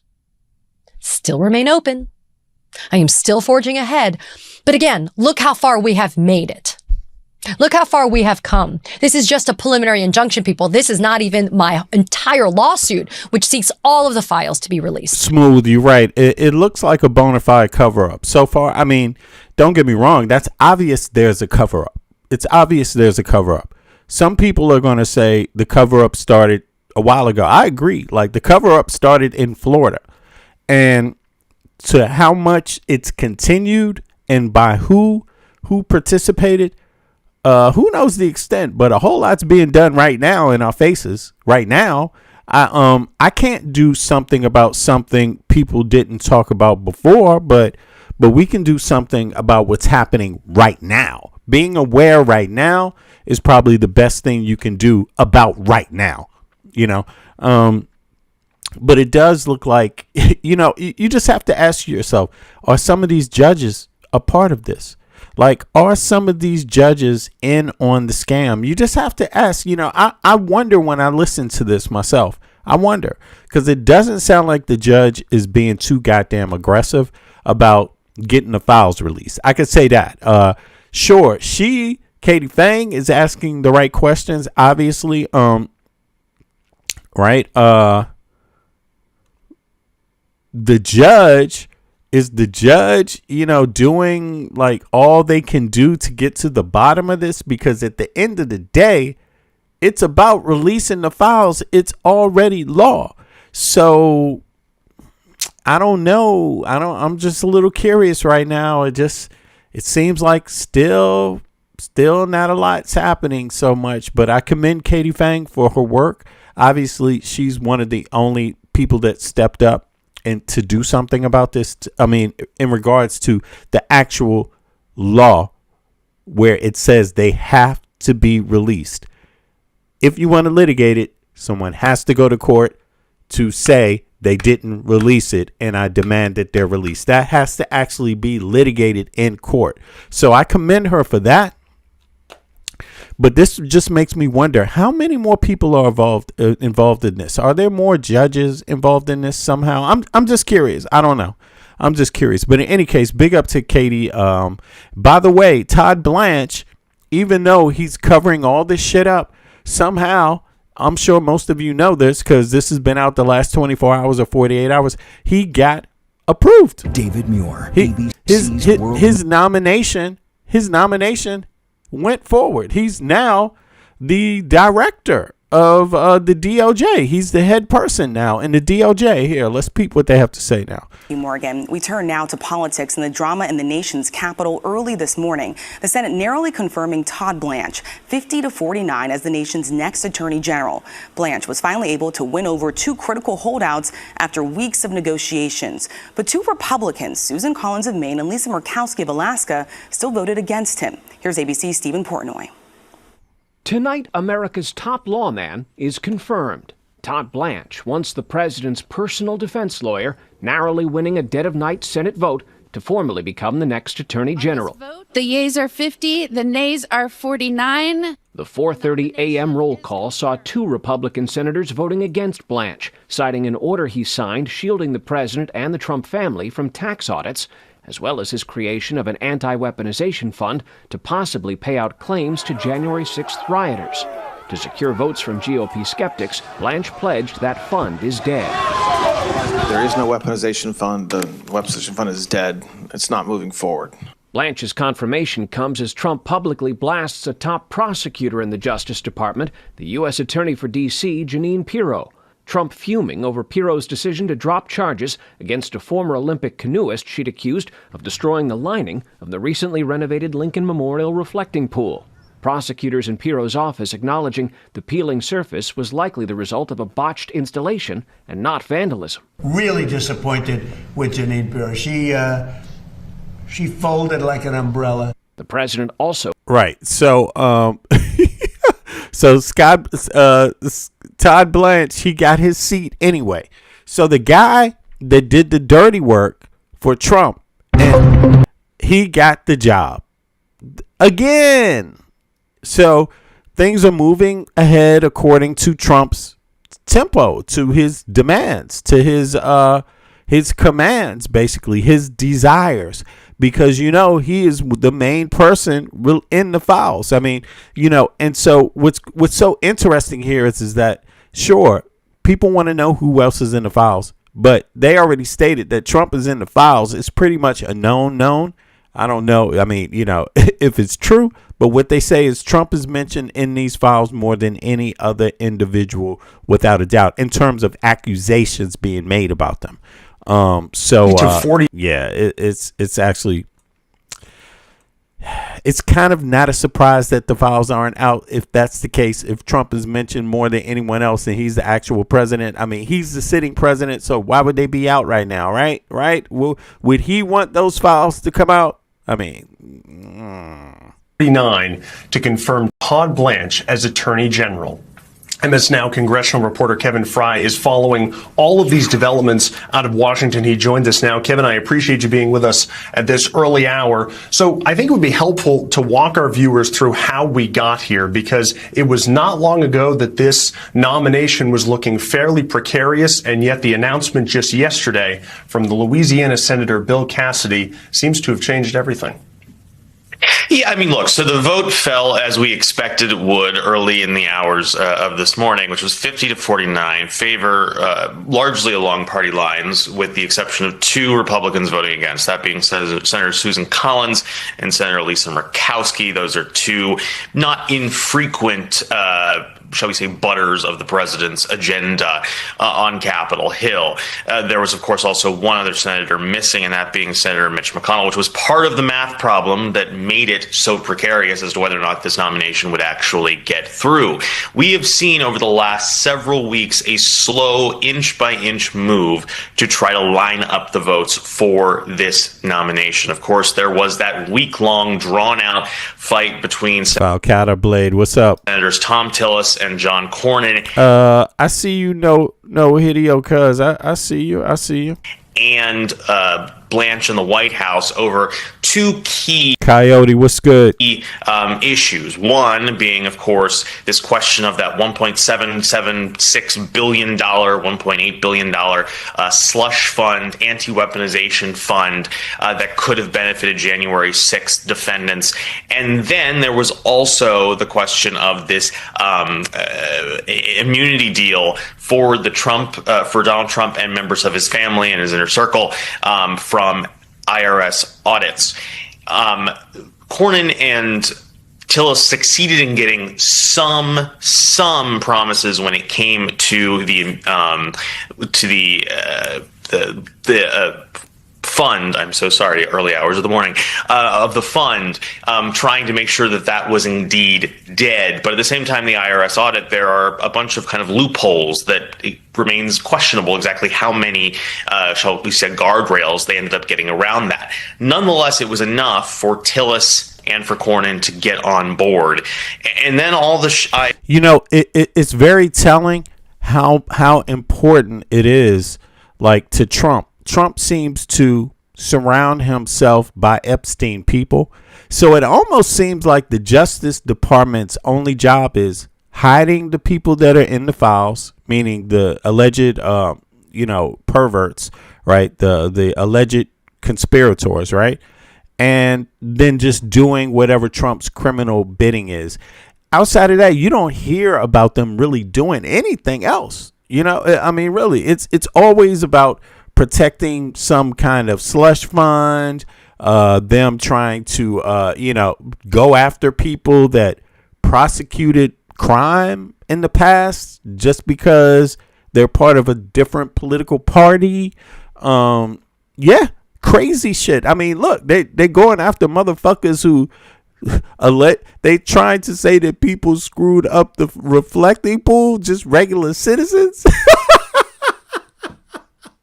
I mean, this is the Justice Department we have today. In the old days, listen, y'all. Since when can't you go down to the reflecting pool, take a goddamn knife, and drag it through the bottom of the fucking reflecting pool? Since when is that a crime worth fucking being on the radar of anybody? That's not even supposed to make the news. I mean, seriously. What? But this president, this Justice Department, they make it the goddamn news. I mean, it's crazy. That's how they go after shit that's not even. Next thing you know, it's like, we're going to have to get the pigeons out of here. Justice Department, call them. It's like, damn. It's remarkable. It's remarkable. It shifted to a handful of other Republican senators who, day after day, managed to explain whether or not they were going to line up behind this. Obviously, Senator Susan Collins and Murkowski announced they would be against. They had continued concerns about the weaponization, in their view, of the DOJ and whether or not Todd Blanche would actually. Yeah, I mean, the FBI is under the DOJ too. They under the DOJ. You know what I mean? Like, it's just a damn shame. It's just a damn shame. It is. Only further enforce those concerns. And they also had concerns as to whether or not there were indeed the constrictions around both the IRS the IRS audits and that fund, and whether they would actually hold up. Todd Blanche. Hey, y'all, I'm the president. I know what I'm going to do. First, the first day I become the president, right? You know what I'm going to do? I'm going to go get my director of the DOJ, Department of Justice, to go to the IRS, since it's under me, the president, since the IRS is under the executive branch, and make a deal in writing that says they cannot look at my tax returns or my tax information forever, ever, and nobody else in my family, nobody else connected with me, my businesses, my family, you just can't look at it. Sounds like a great deal, doesn't it? Wow. I mean, this is what Todd Blanche is known for. Literally. This is crazy. And he got nominated. And he got the job. This is the U.S. Normally, the person that does corrupt shit doesn't get the job. I mean, hello? Did the last DOJ try to fucking do something like that under Biden's administration? Where is the Biden deal to not look at Hunter Biden's tax return? Where is the Biden deal to not look at the Biden's family businesses or tax return? Where is the deal? Where's the deal? Where's the deal that existed like that with any other president? But people still gonna cap for Trump. Oh well. At the same time, Senator Cassidy, and this was kind of the last dramatic linchpin, on Friday morning announced from the Senate floor that he would indeed be voting for Blanche. And in some ways, it was almost a speech saying this is the best of the worst options that could come, where he essentially said that by empowering Blanche by saying yes to Blanche, she would have the ability, in some sense, to push back on the president as a fully confirmed member of the cabinet, as opposed to someone operating as an acting AG. He had faced also a Well, at least they all know Blanche is a scumbag and will do anything for Trump. That kind of makes it easy, right? Just you have the same scumbag now instead of musical chair scumbags. Bondi was there. That's kind of like a lot of musical chairs, but she left and she just said, "Hey, that was all Todd Blanche doing that shit. I'm out of here. See ya." And then hit the track meet and shit like never seen her ass again. But yeah. So in some kind of way, yeah, but it's just really revealing because things are that bad where may as well keep the scumbag. It makes it easier for everybody else. Why get a new scumbag, right? Crazy, man. Crazy. rather intense lobbying effort from the White House and from the DOJ, and got there and voted yes. And now this nomination has advanced, and Todd Blanche will be the next Attorney General officially. You can drop the acting. And in a memorable moment there at the very end of that speech, Senator Cassidy even appearing to grow emotional at times, reassuring his constituents at the very least that he had done his due diligence in reaching the conclusion that he would vote to confirm the new Attorney General of the United States, Todd Blanche. I do want to note, Kevin, here, we are already seeing reaction after this vote, which has just come down in the last hour or so, including from Chuck Schumer. What is he saying right now? Yes, so let me pull up that statement. Basically, he is, and this is perhaps not to be that much of a surprise, Schumer is saying that Senate Republicans have, in his word, quote, handed Trump an excuse on a silver platter to keep up his pervasive, breathtaking corruption. And this goes back to this ongoing concern that Democrats had, that basically because of Blanche's own personal history serving as Trump's defense attorney over the last several years during his various indictments in the intervening years between his first and second terms, that Blanche will essentially just do the bidding of the president. And they point to this settlement agreement that Trump reached with the DOJ around the IRS when it came to that audit and the setup of this fund as examples A and B of a corrupt Department of Justice. Their concern being that rather than the firewall that has largely existed, especially since the Watergate era and the Nixon era, between the DOJ and the White House, where the DOJ, yes, is technically, obviously, an appointed member of the cabinet, but also exists and operates somewhat independently following the laws of justice, as opposed to just doing the president's bidding. The concern being from the Democrats and obviously a handful of Republicans that firewall has basically disappeared and that the DOJ will just be doing the president's bidding, and they point to that personal relation. Looks like it. I mean, no reason to not think it. Yeah.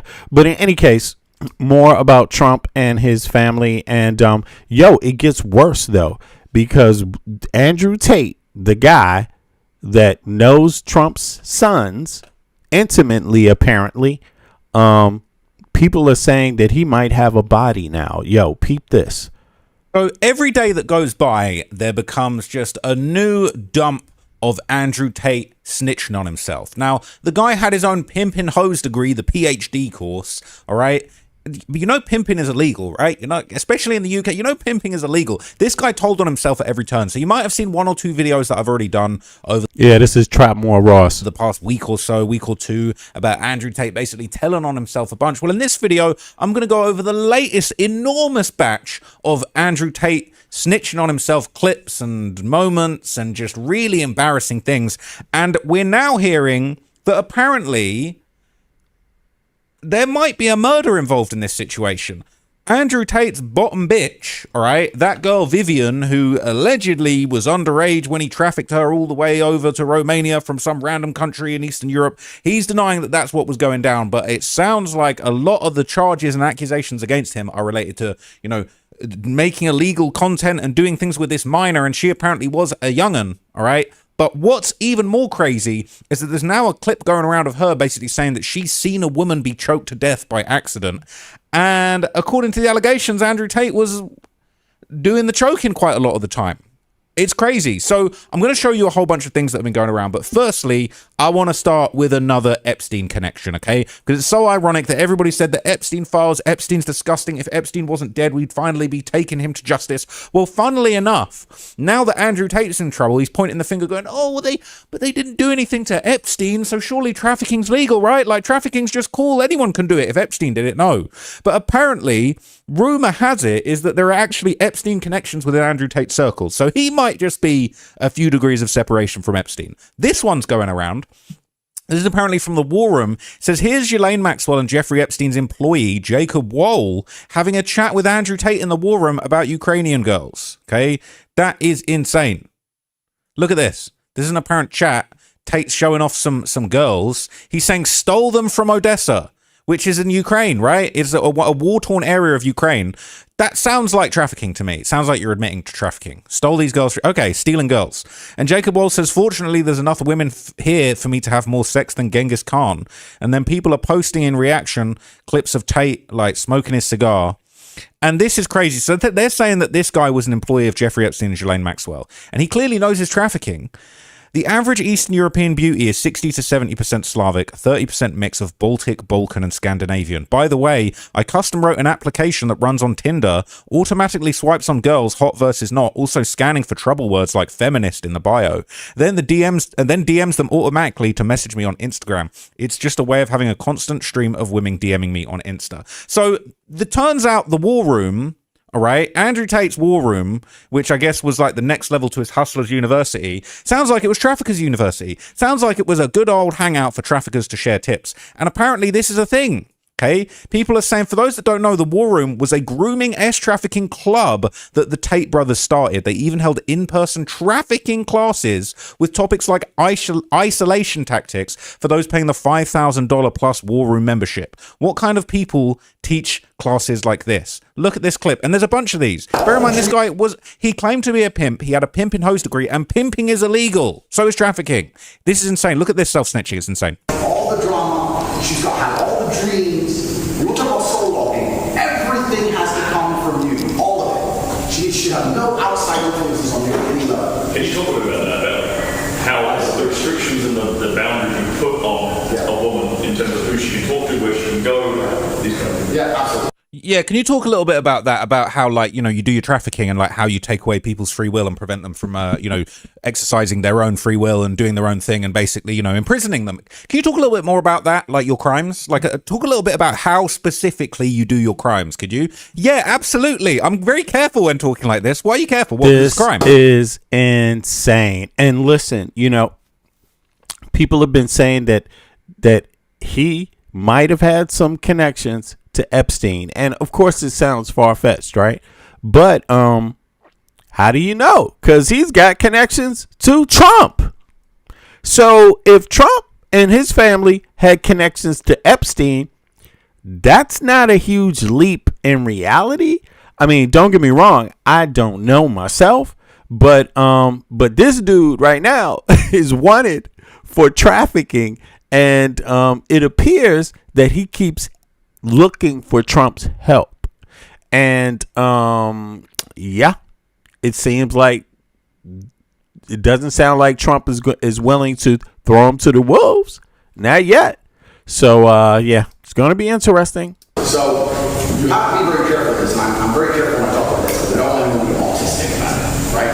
But if you really want to truly soul up a chick, she's yours. And when I say she's yours, I mean she's basically you, her family, your family. That's basically it. Right?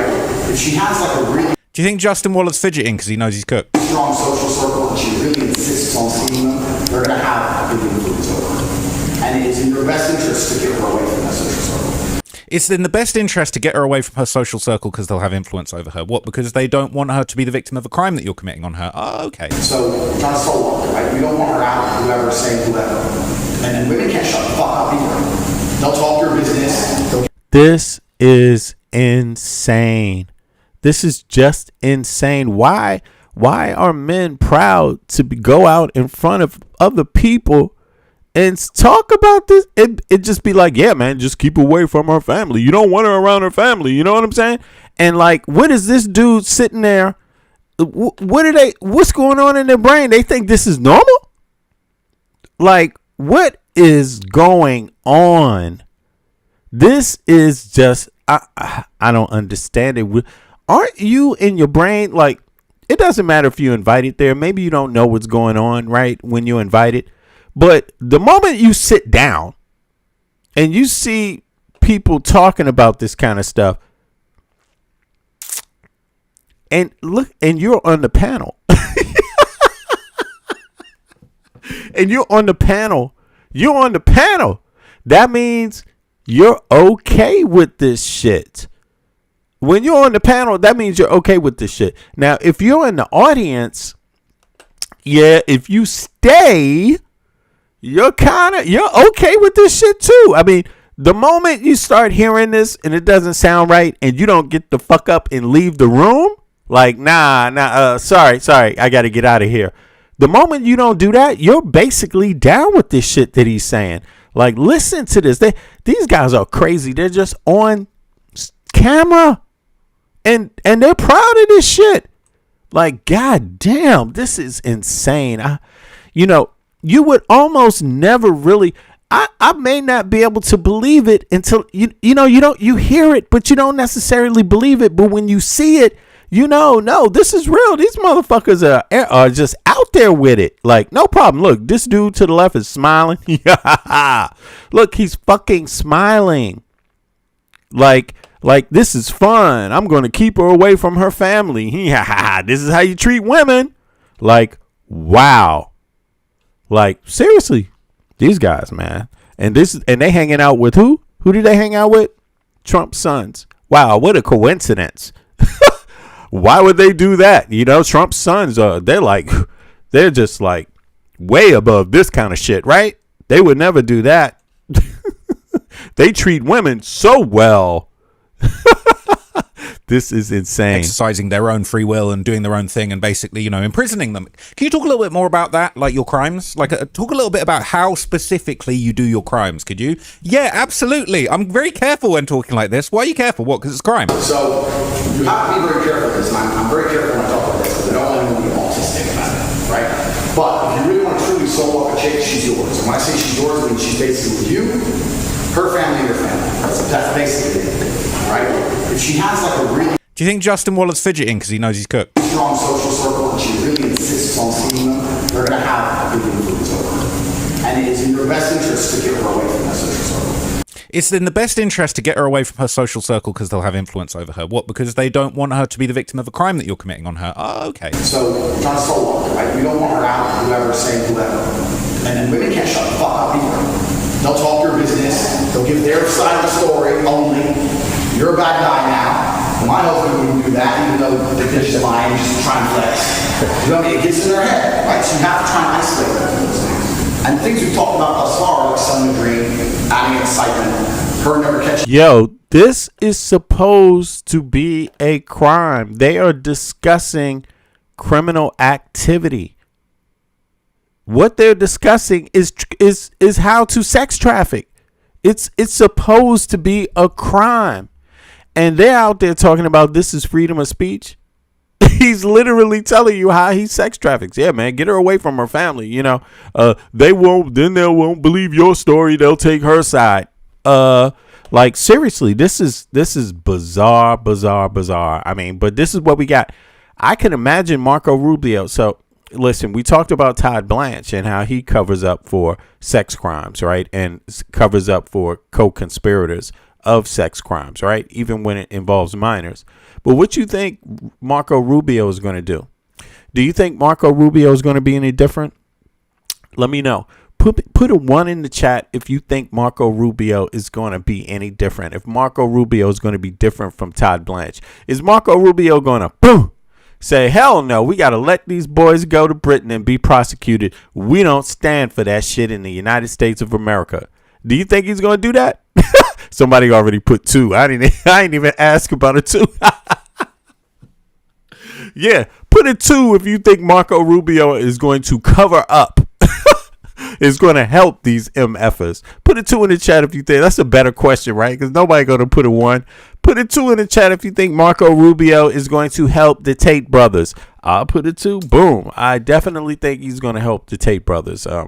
Let's hear some more about from the Tate brothers, Trump's family's friends.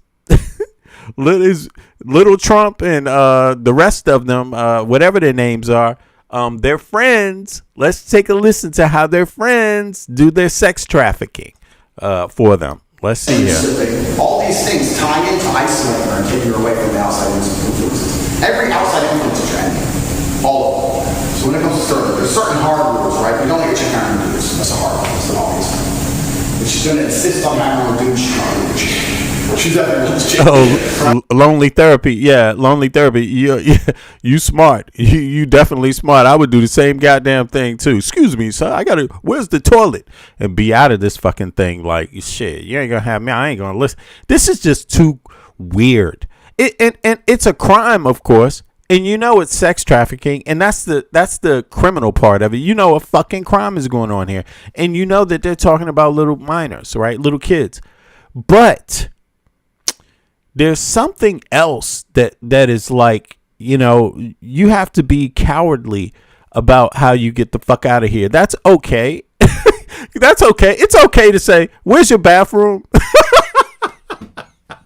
You know, you don't have to stand up and be like, "What are y'all talking about? Are y'all talking about this? How dare you invite me to this shit? I'm going to, you know." Nah, actually, your first right is to preserve yourself. Just get the fuck out of there. Try to find any excuse. Where's your bathroom? Sorry. Is there a soda machine?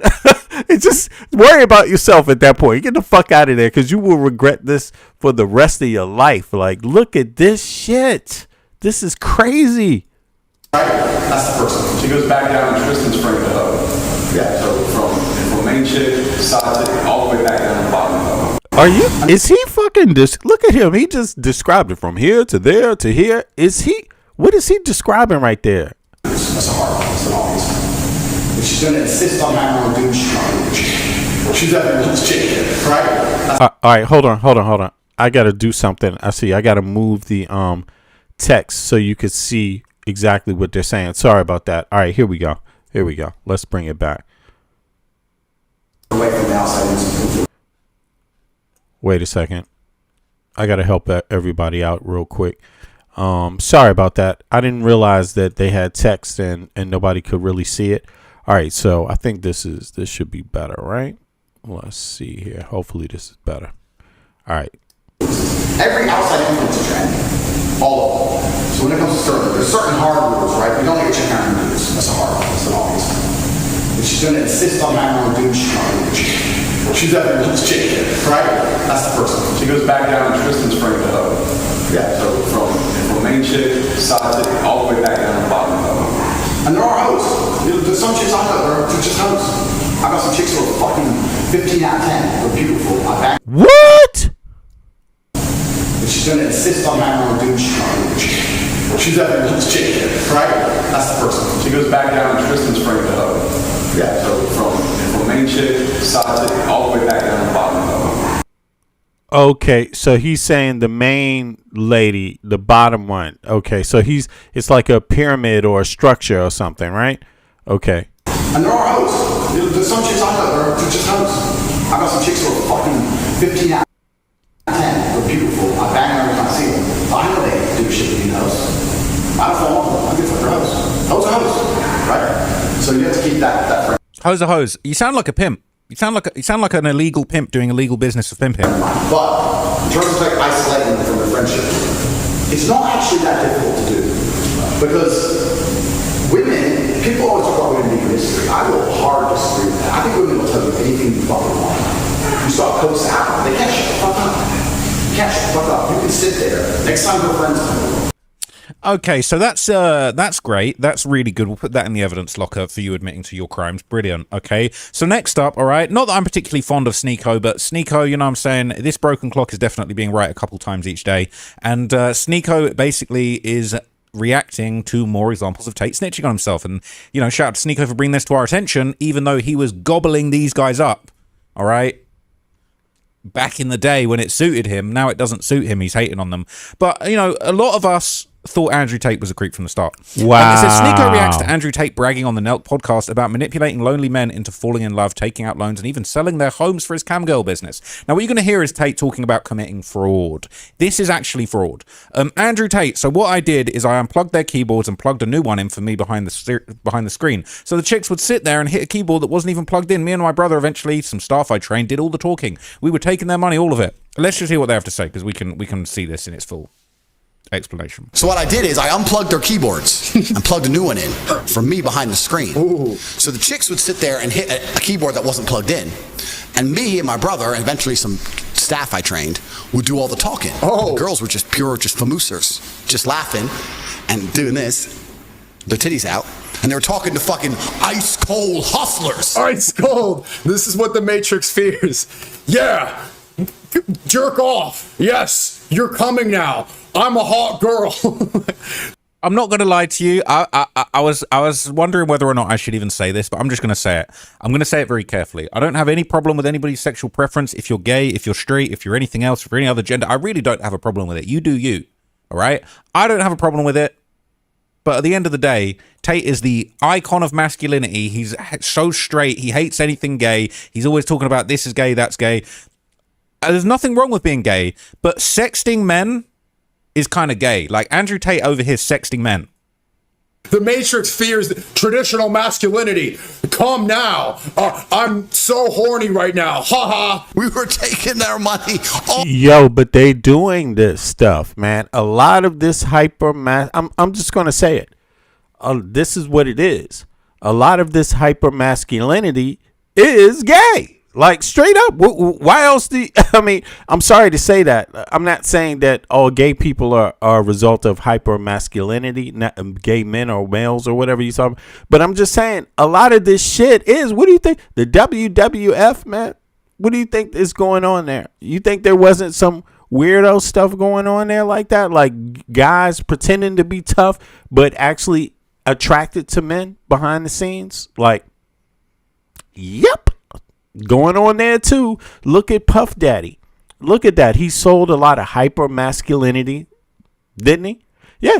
All the artists were hyper masculine, you know, wearing jewelry. I got money. I got hoes. And who were they doing that for again? Who was asking them to do that? Puff Daddy. You see what I'm saying?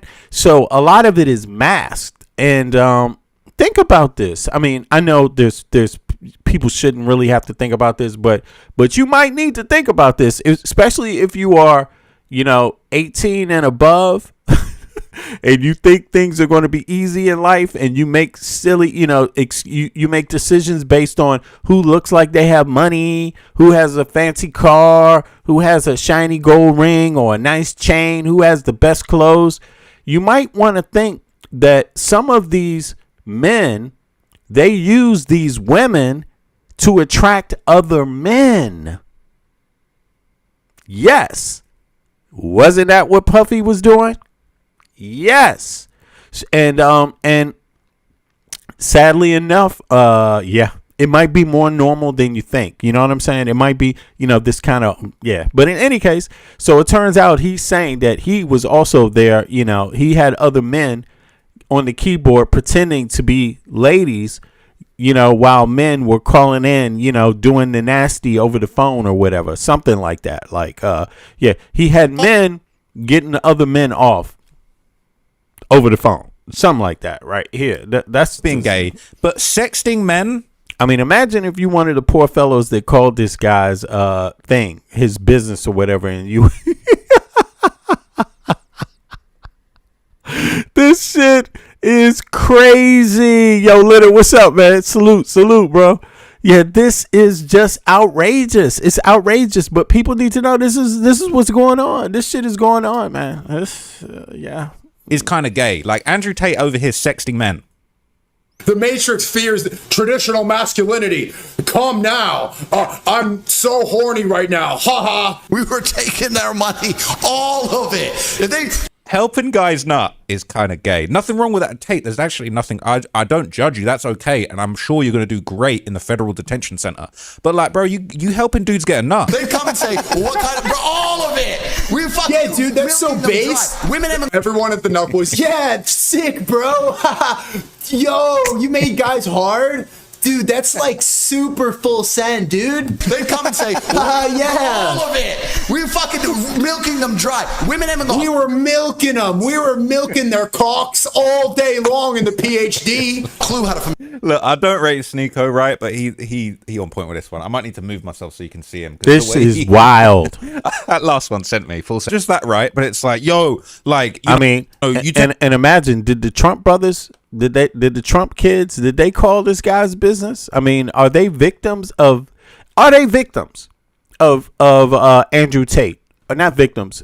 Did they fall for the scams of Andrew Tate? Did they participate with Andrew Tate? What do they know about Andrew Tate? What is their relationship with Andrew Tate, right? And the Tate brothers.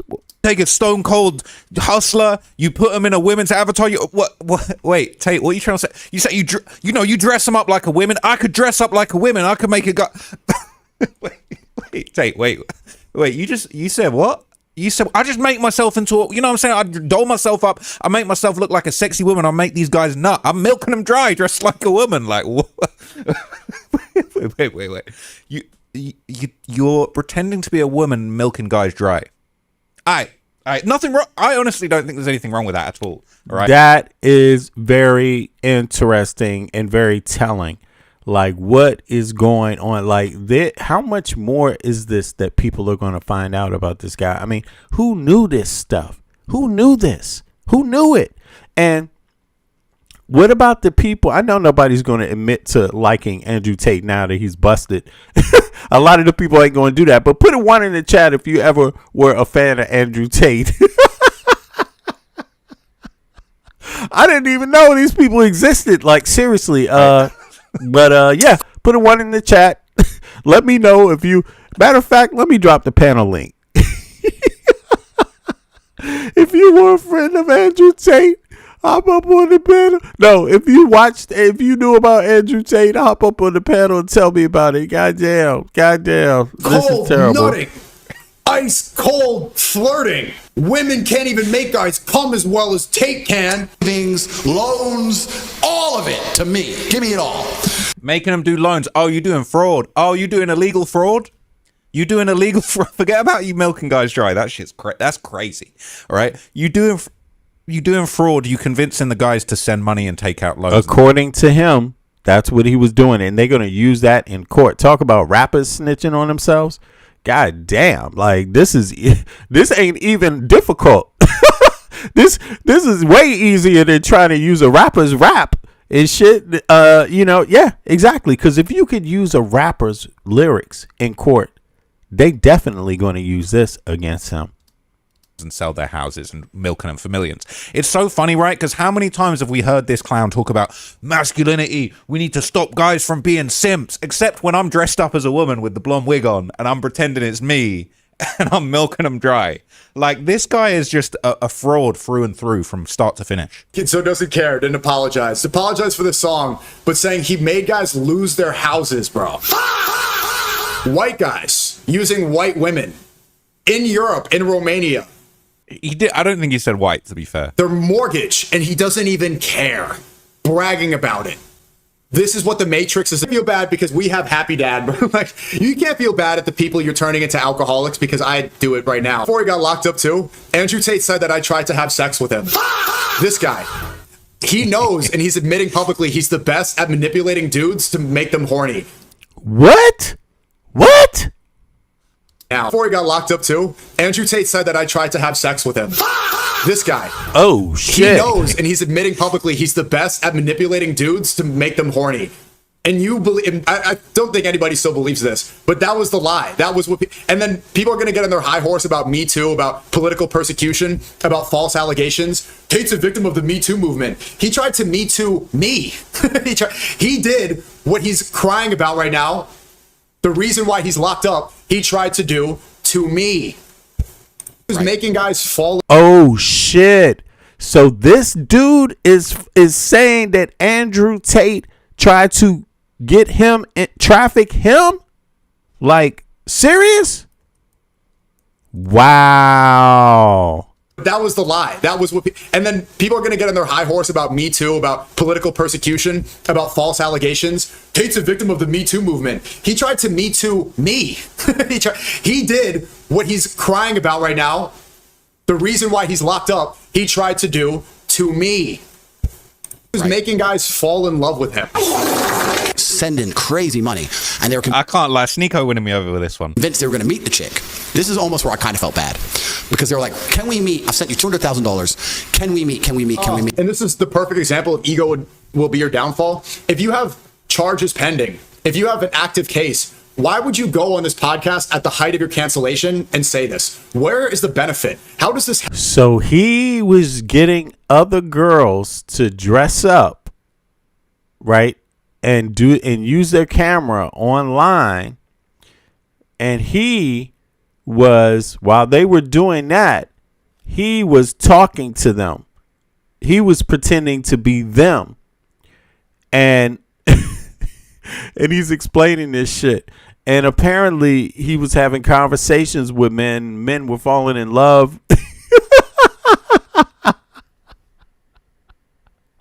This is bizarre. I didn't know it was this deep. Like, this is crazy. Fall in love with him. Sending crazy money, and they were I can't lie, Sneeko winning me over with this one. convinced they were going to meet the chick.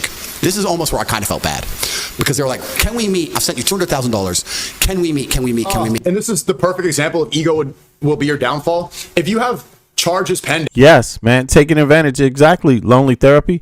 These are freaking predators who's playing on lonely men. Yeah. And preying on people.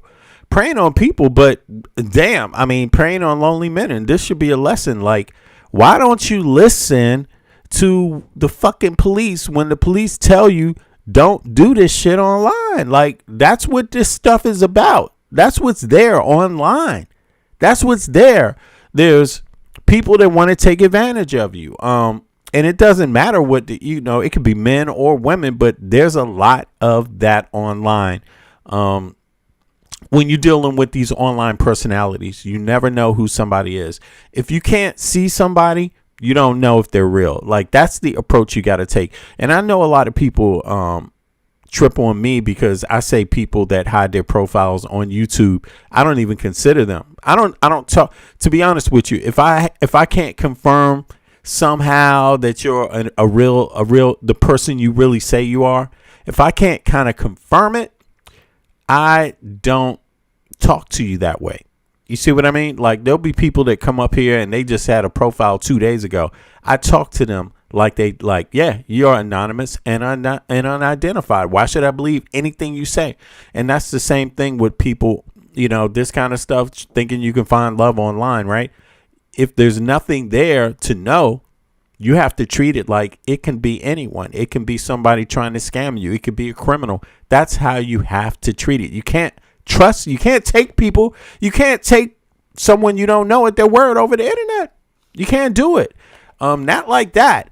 And here you have people falling in love with somebody online, sending money. He's telling you right here, dude gave him $2,000 and he's like, "Can I meet you? Please, I sent you $2,000. And he's like, what's he telling him? "Sorry, dude, I just can't." Almost where I kind of felt bad, because they were like, "Can we meet? I've sent you $200,000. Can we meet? Can we meet? Can we meet?" And this is the perfect example of ego. $200,000. Somebody sent him $200,000. A male. I'm not laughing because it's funny, but it is hard to understand. Like, God damn, who, why? Damn, are you that stupid? Like, but apparently there are people, and people need to talk about this shit, because obviously enough people aren't aware of what they can find on the internet that way. Like, come on, man. It's crazy, man. Will be your downfall. If you have charges pending, if you have an active case, Why would you go on this podcast at the height of your cancellation and say this? Where is the benefit? How does this help you out? But he can't help guys commit He's a narcissist. He can't help it. suicide. This is what drives people to. I can't lie, bro. Sneeko cooked with that one, all right? Look, I'm not the biggest fan of some of his opinions, and I do feel like he flip-flop on Andrew Tate when it suited him. Where was all of this when it was Daddy Tate and you was rolling around doing all this? Doing the reverse Rock Nation in front of the courthouse and shit. But, okay, but that was hilarious, and he's on point with this one. I'm not going to lie. He was actually on point with that one. So let's continue down the wormhole of self-snitching depravity, okay? This is some more quotes from the Traffickers University, the War Room, where he's basically just doing more bragging about trafficking, and basically he admits that he's evil, all right? He said, you literally trafficked women and bragged about it. I almost sound evil, all right? This is another element. Since she moved, she's been fed, but nothing else. And then he posts the messages. I don't know if you'll be able to see this. It says, I think it says VPN for the new phones. What does that say? Did it take the money? Did it take the money? VPN for the new phones. Oh man, that's too small. Can I zoom into that? Ain't no way. Ain't no way. Ain't no way. Let me just try and zoom again. Basically, this is VPN for the phones. He's isolating this woman. It says giving phone, then going. Let's say do check cars that are outside at Ibis. Maybe it's at a hotel. It says Yasmin has no money, right? Something about being broke. What she said about being broke, yes. She was waiting for you to give her a card. He says, I'm sure the man. He said she's mentioned having his cash, yeah. I think it says she hasn't said it straight, but she was asking for something. Asking for I don't know what details, maybe, or something. So he said another element. Since she's been moved, she's been fed, but nothing else. She's broke and she can't go home and she can't leave the house. Man, I almost sound evil, but I'm not. I'm a shepherd leading the sheep. She doesn't realize that following me makes life better from her. That's trafficking. I've trafficked her. She can't go home and she can't leave the house. And we're going to say there's no evidence. There's no evidence on the Tates. This is evidence, but I see I'm seeing. Looks like evidence to me. So it goes on to basically say, I'm going to shoot for work, need to have her very committed to combat these convictions. And someone said, yeah, that isolation is critical. This is PhD warden, all right? Traffic warden. I have no experience in this realm yet, but I would try a good cop, bad cop ruse, act deeply hurt by her refusal, flip it on her and get her to start feeling guilty or cry. Yeah, manipulate her, right? Make her feel sad. Then I'll have my bottom bitch ask why she's upset, tell her how religious she used to be and how easy and fun camming is. Again, never had to do anything like this, but maybe it works. Again, no idea what the fuck I'm doing, but why don't you try this torture and manipulation technique on one of the girls you're trafficking? Tate, the king trafficker, he says, close, I'm going to add a layer of separation. We'll use Geo as the bottom bitch and pretend I don't care either way, and she can attack me for tricking her, scamming, frauding, trafficking her. She looks super adamant about not doing this, even made bullet points. I still bet yes because you're a G, but it would be super impressive to see it in action. She knows already you F other girls? He said yes. And then this is apparently a massive message from her, I guess, saying that she doesn't want to do webcamming, she doesn't want to be trafficked and forced into S-work by Andrew Tate.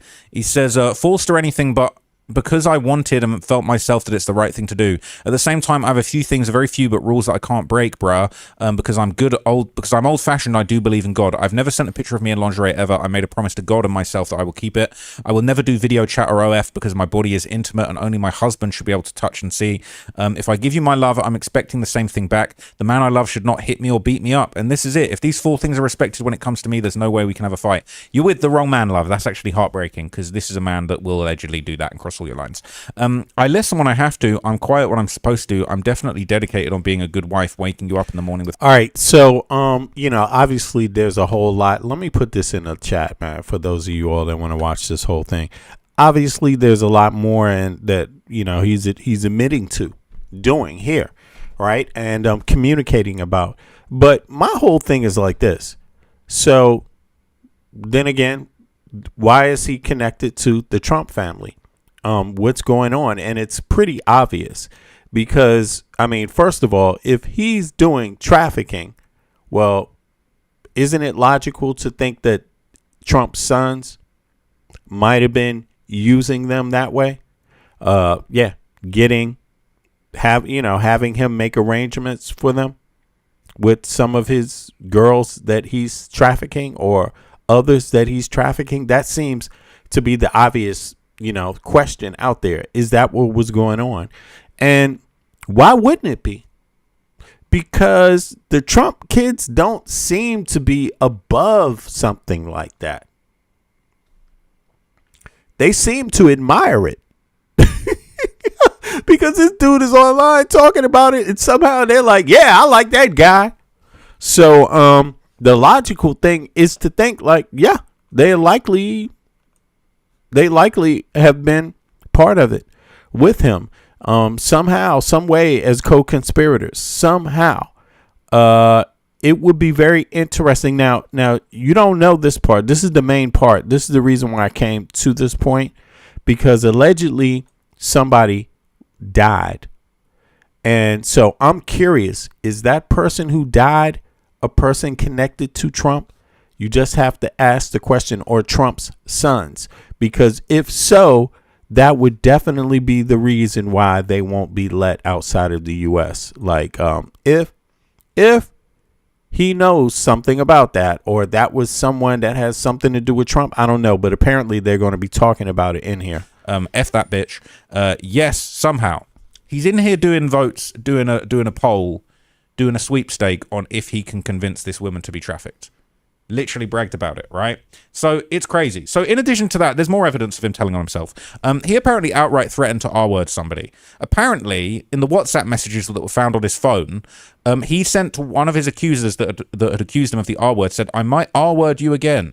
And said as Tate was being arrested, he attempted to hand his phone to one of his security guards, but it fell on the floor and was picked up by a marshal. Wah, wah, wah. For those who continue to defend this guy, yes, we all believe in the concept of innocent till proven guilty. These messages may not be a conviction, but surely you can see what an utter lowlife he is. Facts. So this is what's interesting. This was his original response when his bottom B, Vivian, was exposed for being a young'un. All right. It said, he basically said, this is what Andrew Tate posted when people pointed to proof of, including of Andrew himself, claiming that she was a minor. A month later, he was charged with allegedly trafficking her as a minor. He never did produce her passport. At the time, he said, let them post she's 14, so when I bring her and her passport to court, everyone's paying me. Everyone. Well, it's going to be tough, right? Because we've seen this. Got my main bitch, my bottom bitch, Vivian. Vivian's younger. So yeah, that's how it started. I met Vivian in Slovakia. We had a long-term relationship thing. I was living in England. I moved her to England to be with me to start doing my webcam company. When I bring on new girls, I usually pair them with Vivian. Because Vivian's younger. Vivian's like 21. So Vivian's been with me 6 years. She's completely head over heels in love with me. She wants kids with me, everything. So Vivian's been with me 6 years. Vivian's like 21. Vivian's younger. I'm fucking all these 16-year-old women or 18-year-old women, whatever the law is. Got my main bitch. Whatever the law is. This guy said there's no crime, there's no evidence. He doesn't even know the laws he's breaking. You know pimping's illegal, right? Forget the minors. But basically, he's talking about, yeah, you know my main girl, Vivian, that I trafficked from Slovakia when she was a minor and got it and convinced to be in love with me using the illegal lover boy method of trafficking.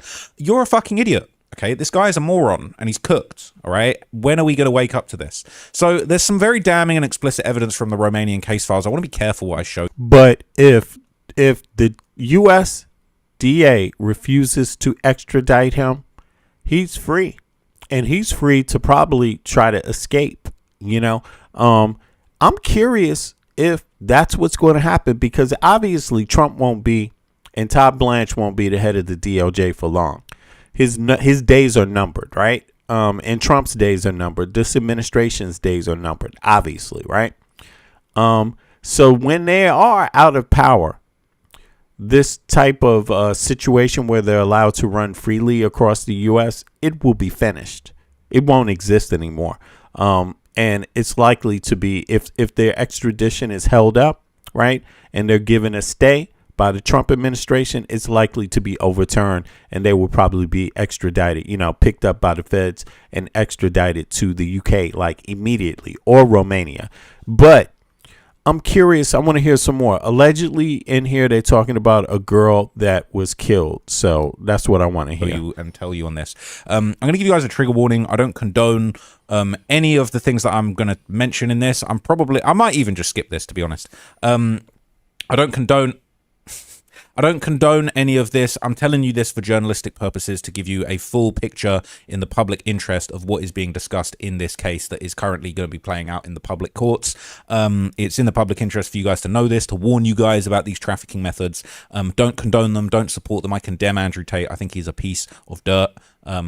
His actions are abhorrent, and I'm only telling you this for documentary purposes, and there's going to be some tough themes coming forward. I'm hoping that makes it very clear my position on this, because I've been in trouble with YouTube recently because apparently I'm the same as an abuser by talking about these things and reporting on them and holding these people to account, which is nonsense. But anyway, with all of that in mind, okay, it says, for people openly defending the Tates and insisting they shouldn't even face trial, let's not forget the extensive evidence uncovered and released during the still ongoing Romanian investigation.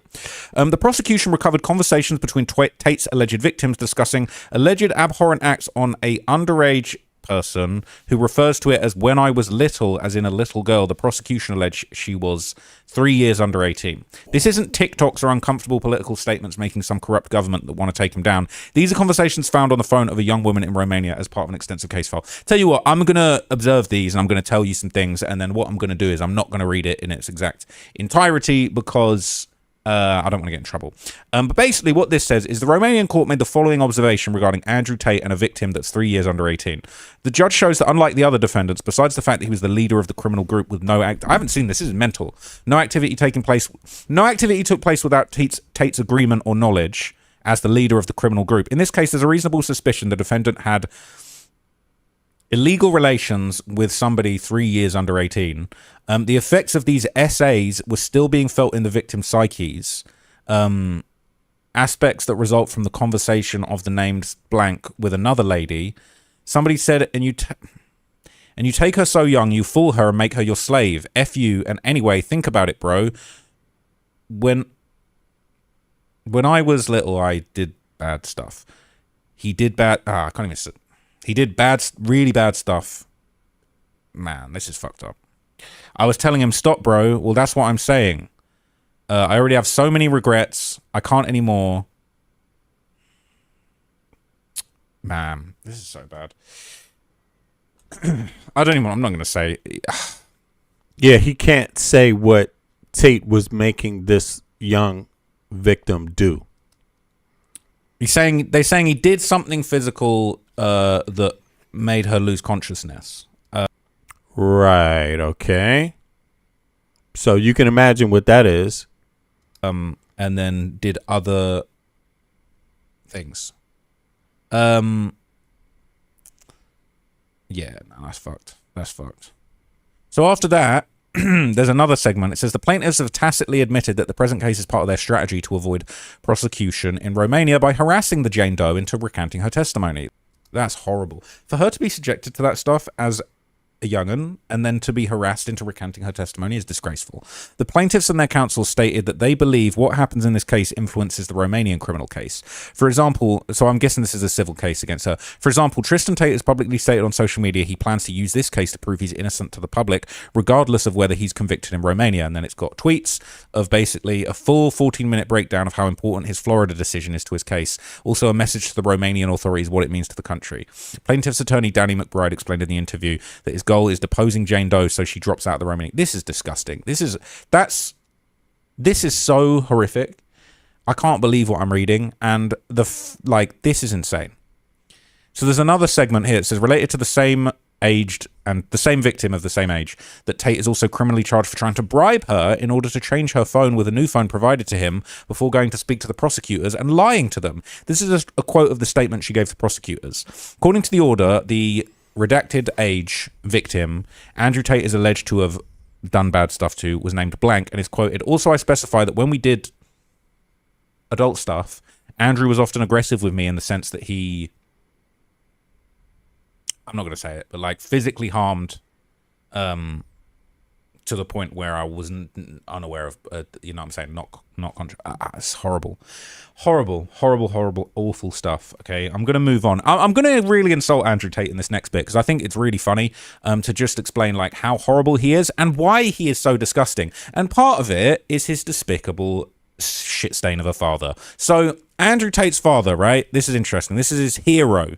Says the Tate's dad was crap. He apparently was abusive towards the mother, including serial cheating and physical abuse. He was gone for months at a time on gambling junkets, often unemployed for long periods where the mum had to scrape and scratch to keep food on the table. Imagine the hard-suffering mum that had to deal with these two clowns, and they're idolizing the father, all right? And then to see the way that they grew up to treat women is despicable. Tate said that his dad used to tell him stories about how he abused and beat women, and the women still loved him anyway. They took all of their dad's malfeasant behavior and created superimposed a fantasy superhero dad in their heads that was some kind of uber masculine, swashbuckling Don Juan chess master genius hustler. They were mimicking a faux masculinity fantasy, living a vicarious version of a sick man. I'm hearing their dad was just a fucking loser. He had no bread. He was broke. He was living off these chicks, never around for his kids, abusive, just a real piece of shit. And it's funny, right? Because now he's saying, now that he's locked up, he's chatting about, he's talking to his dad, all right? He's talking to his dad in his head. He's losing it, talking to his shit stain of a dad. This is so funny. We walk back and forth in the cell together all day long. I haven't heard him so clearly in years. He's been in here since the day I arrived, and dad tells me to never give up. Dad was never around when he was fucking alive. Now he's popped up. Now he's popped back when you need him, right? Like, where was he when you was a kid? Where was he for your mums? Like, your dad was a fucking loser. And it's so funny, right? Because all of this is so funny, right? Listen to this. He loves his dad, his idol of a father who's a fucking loser. You know what? It's so funny because they say that there's people that say he was a member of the CIA. It doesn't say that. They say that's a rumor. It was made up. They do say that he was a international chess master, but he was a member of the Air Force. But outside of that, no. He was not a member of the CIA. It says Tate's Matrix narrative.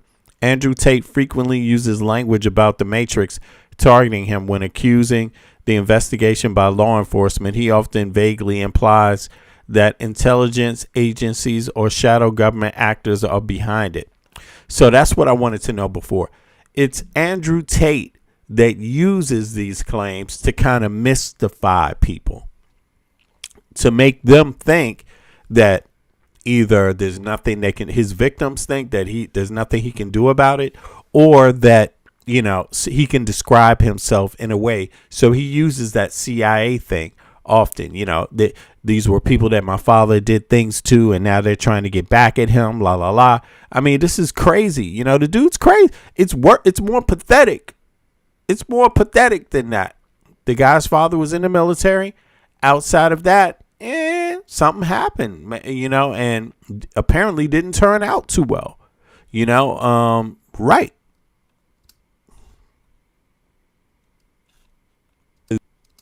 Right? He idolized his father so much. He didn't even go to his dad's funeral. He was too busy trafficking women to go to his dad's funeral. This is true. He admits this. He said, I was too busy trafficking hoes to go to my own idol of a father's funeral. Do I fly to his funeral? And then what's going to happen is I'm going to blow all my money. I'm going to be away for weeks. These girls are new. They're going to vanish. They're in Romania on their own. They don't know anyone here. They're going to want to go. All the girls I've trafficked are going to escape if I go to my dad's funeral, so fuck it. They don't know anyone here. They're going to want to go home. Or do I suck it up and focus on my business? Focus on my trafficking. They're going to vanish. I got to focus on my trafficking. This guy is a clown. So look, this is the part you've all been waiting for. This is the craziest thing. So in reality, there's something that doesn't fit right about that story. So he idolizes his dad. He's a CIA person, intelligence world, but when he dies, he's not really idolizing him. He's not really that important. Yeah. Actually, no, sorry. Yeah, no, this is the craziest thing. I'm going to get the right link. So this is his bottom B, who apparently was trafficked from Slovenia when she was a young'un to the UK. And I have a high suspicion that this is going to be a lot of what the UK charges about this this woman. And it's sad because she's a victim, but I feel like she is, unfortunately, as we've seen in the Jeffrey Epstein case of a lot of his girlfriends, she's a victim who then went on to victimize other people on his behalf. And it's very, very sad. But anyway, all right, people saying this is Vivian. Andrew Tate groomed her when she was 4 years under 18. She casually mentioned how she witnessed guys accidentally killing women by choking them. She jokes about words, then bops her head to the music. She's disassociating and very mentally messed up at this point. Now, before I play you this, when she says she witnessed guys accidentally killing women by choking them, who do you think she's talking about? And then cast your memory back to the fact that she was rocking with Tate when she was a minor, all right, and was trafficked from, Slovakia? So she ain't got too much other experience, and we know that Tate is controlling that his girls aren't allowed to talk to other men. But when was this? When is the question? When? Yeah. In any so case. Who do you think she's talking about when she says she witnessed guys? How many guys do you think she witnesses in this context? Not many, I would imagine. I wonder who she's talking about. Listen to this. That's the reasoning behind like why some girls don't like it, because they're scared they're gonna die. I've actually seen some guys actually accidentally, how funny is that? Actually accidentally kill their girlfriends during the sex because they were choking them that hard.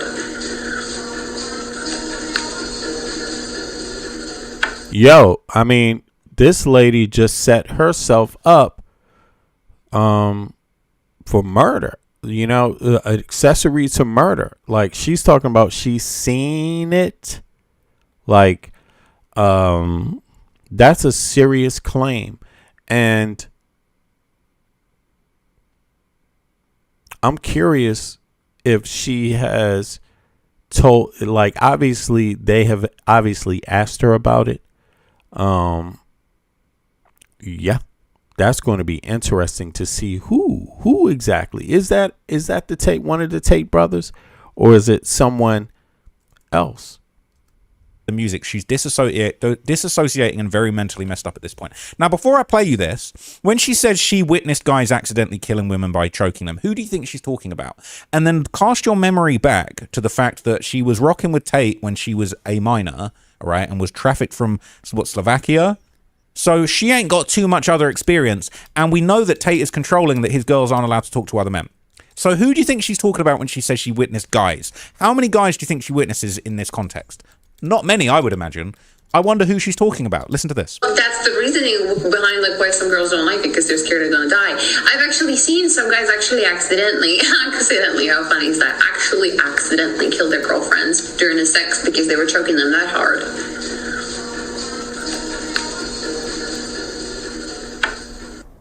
That was chilling. That was chilling. Like, what the fuck are you talking about? And how many other people? That is, she just mentioned that. So yeah, just easily. People do you, like, you're apparently not, like, he doesn't let these women out. He traffics them and then locks them in the house. He can't even attend his own father's funeral because he said in his own, like, he said they'll escape if he goes to his own father's funeral. It's absurd. And so she's talking about, I've seen guys accidentally kill their girlfriends, and then we're hearing all this testimony that he's choking all of these, like, a bunch of these women are getting choked out. It's just horrific. And I think, I wonder, I'm going to do another video on this, but I believe there is actually evidence of Tate basically sort of jokingly saying that he's like got a body or something. Look at this video, right? Sure, he sounds like he's joking, but realistically, who jokes like this? We've heard a lot of people make jokes that turned out to be true. You may do it with the little controller. I'm doing it out here for real on the street. So you're playing like Fortnite for real? Life is a video game. Andrew, have you ever killed someone? Then what's this Twitch, bro? I can't be saying certain things on Twitch. So that's a yes. It's not a yes, it's not a no. You may do it. It's not a yes, it's not a no. Okay. So it just makes you wonder, right? Obviously, this guy been a flight risk, okay, because he's been ducking alleged charges. But it's like, when I start seeing that he's got 7 passports, it starts to make me think, like, bro, you might actually have a body. Like, you might actually be a murderer. You might be a whole murderer out here and just be covering it up. It's like, clips like this are the reason why the Taint twins are considered a high-level flight risk, and they've been cited in the legal documents filed against them.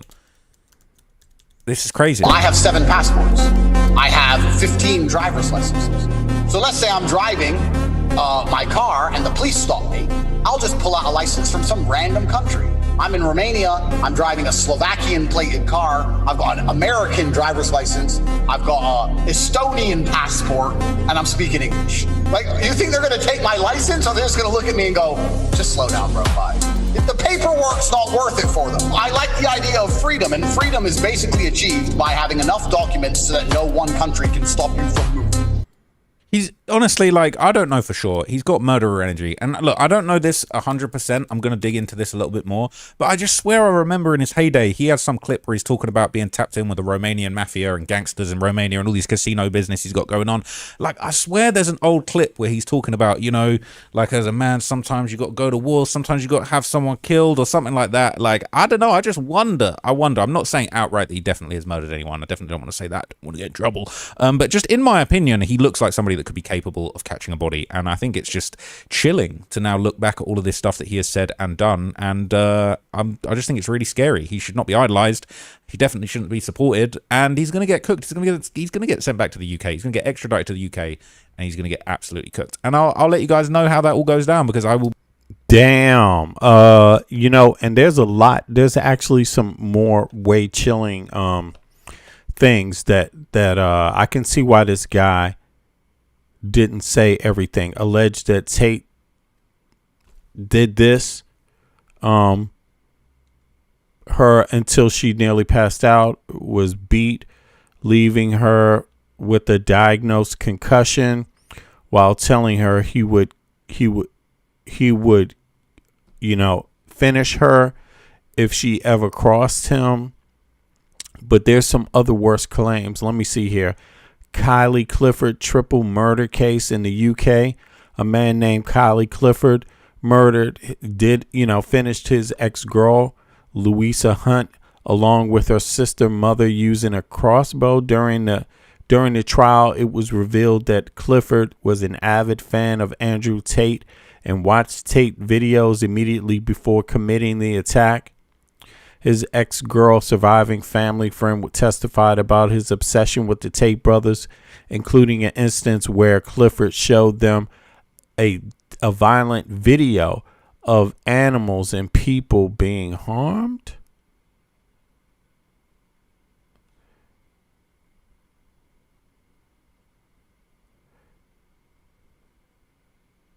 Okay.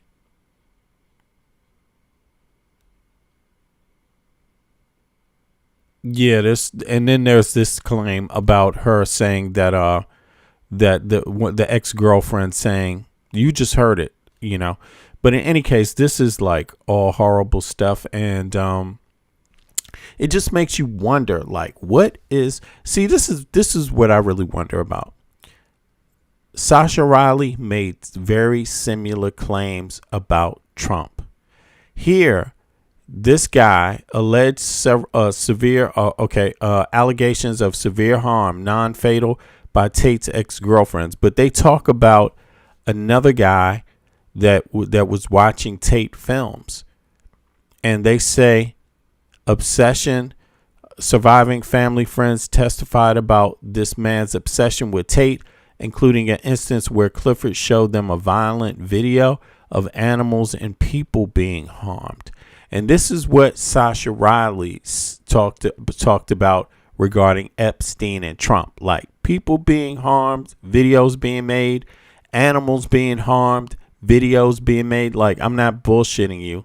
These tapes are out there. Let me just put that here for people to see for themselves. I mean, because I don't want folks that come across this video later to miss this, right? This is definitely what Sasha Riley said in his accounts, his own accounts. He has like 10 hours worth of audio tapes, and he says that. For people that don't know, here it is. You can go to that link there. I'm going to put it in the chat. So it's now in the chat also.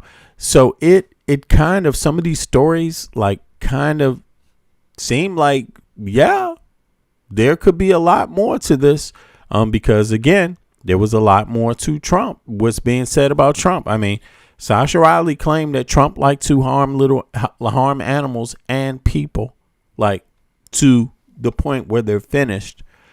And on tape, you know, so it's up to everybody else, to yourself, to figure out how far you want to go with that. But I believe the shit myself. I believe it 100%. But listen, folks, I got to get out of here for the moment. I appreciate everybody that came out. There's more horrible news about Trump, of course, and it's really hard to understand like that there could be so many things. But here's the thing, when will it stop? When will it stop? When is it going to end? I mean, but let me show you. There is actually more. So let me go through here. I didn't get a chance to play everything I wanted to play. And there's obviously a lot more, but peep this. Let's get off this tape, brother shit, because it's a little harsh. Peep this, what's being said here. Here we go. Corporate America seems to be benefiting from the tariff refund. In new court filings, the White House has actually paid back now $100 billion since the Supreme Court struck down President Trump's Liberation Day tariffs. Companies like Apple received more than $2 billion. Amazon says that it got $600 million, and Nike recovered $300 million. So how much did the average American receive out of this? Well, almost certainly nothing. But Trump is doubling down on this marquee piece of his agenda. You're here to talk about the economy. Right. What's your big message? You want to leave one takeaway with this crowd. What is it? So tariffs have been incredible. We've taken in hundreds of billions of dollars. Supreme Court gave us a little shot, but we're allowed to do it in a different manner. That is being challenged, by the way, that he can do it in a different manner. But I mean, Trump is not going to learn. And I think the optics of this are pretty bad. These corporations are basically getting a massive windfall. They did absorb a lot of those costs, some of them that were passed down to consumers. And if you bought something from overseas, you're not ever probably seeing that money again. No, I'm not getting any of the money back on my bundles, and that's okay. Right. All the shopping that you've been doing, Yemisi, you're not going to get that money back. And I don't know how businesses, especially small businesses, are supposed to even get that money down to the consumers, because if I'm a business, I'm scared in this economy. I'm keeping the cash that I have for my cash reserves. I've probably overextended on some business loans that I need to pay back. I think a lot of people are just trying to catch up. There's not an excess to give more to the consumer. The other thing that stands out is the speed at which this is happening. The Supreme Court decision was February of this year. Within less than 6 months, they gave out $100 billion. And that's actually not even close to the total. Yeah. Because that's really just from the beginning of this year. It's a phased process. So there's a lot more money that's going to go out. My mother broke her ankle. It's 3 months with Medicare. We're trying to get reimbursed for a $300 x-ray. You need to fill out 2 forms, have 7 receipts. You have to sign something in blue ink, witnessed by a Hare Krishna during a full moon, and then you have to have her left ankle notarized. Like it's so set up for the corporations and that top 1% against all of the average Americans. And this is another example of that, unfortunately. J.D. Vance was on Fox News tonight, and he was actually calling out the socialists who are running in races across the country. But here's what he said about socialism. Listen.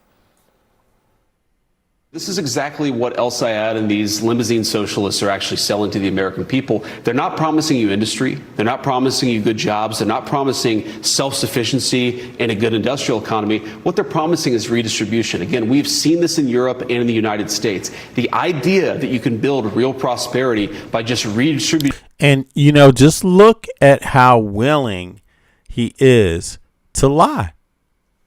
Like, he knows that's not true. He knows it. And but he is this willing to lie to Americans. And this is not your tell a fib. This is like, look you in the eye, and I don't know what drugs he took before he went on TV that give him absolutely no remorse, no empathy for lying. But this is it. He's going to tell that lie like it's the truth. This I don't want to say it's what it is, but it's sociopath. To me, it seems sociopathic, like straight up. Here, let's watch it. This is exactly what El Sayed and these limousine socialists are actually selling to the American people. They're not promising you industry. They're not promising you good jobs. They're not promising self-sufficiency and a good industrial economy. What they're promising is redistribution. Again, we've seen this in Europe and in the United States. The idea that you can build real prosperity. We've seen this in Europe and in the United States. When do we see this in Europe, though? Notice whenever he talks about Europe, he never tells you a time frame. Like, they never tell you. They just say Europe. Everyone in Europe right now has universal health care. Everyone. So is he talking about that? Yes, Europe did have a redistribution of wealth, but he's not telling you the time frame because he doesn't want you to know what he's talking about. Is he trying to talk about Hitler or before World War II or after World War II? Because I can tell you, after World War II, there was a redistribution of wealth. Yeah, after World War II, because it was concentrated. And that was literally a political movement across Europe, you know, and that's why they have universal health care. But look, these countries are in some ways more capitalistic than the U.S. because, look, they're not the ones putting up tariffs. They want to trade and make money and sell their products. It's the U.S. that for some reason wants other people tariffing American products when they sell them overseas. It's crazy. It's crazy. But this is what he's saying. By just redistributing assets from one group to another group, that's not how you build real prosperity. When did that happen? You don't just redistribute assets. Nobody said that. All you got to do is go in the tax system and say, what the fuck is going on with this tax system? Why are some people paying 30% of what they earn, of what they make, right? And other people paying 1% of what they make. Why is that?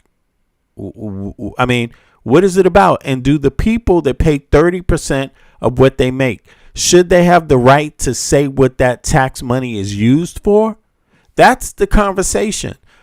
Shouldn't that tax money that they pay be used to benefit their lives too? Or should it just be totally out of your hands? You just pay taxes. What is that? Some sort of slavery? That's what it would be called in an extreme capitalistic world. It would be called slavery, servitude. No representation. You not being able to decide what happens to the taxes you pay. You just pay them. Okay.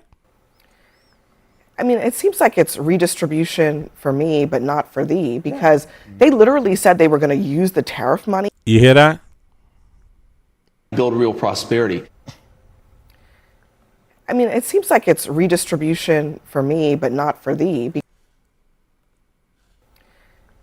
I mean, it seems like it's redistribution for me, but not for thee, because they literally said they were going to use the tariff money to reimburse farmers who were hurt by the tariffs.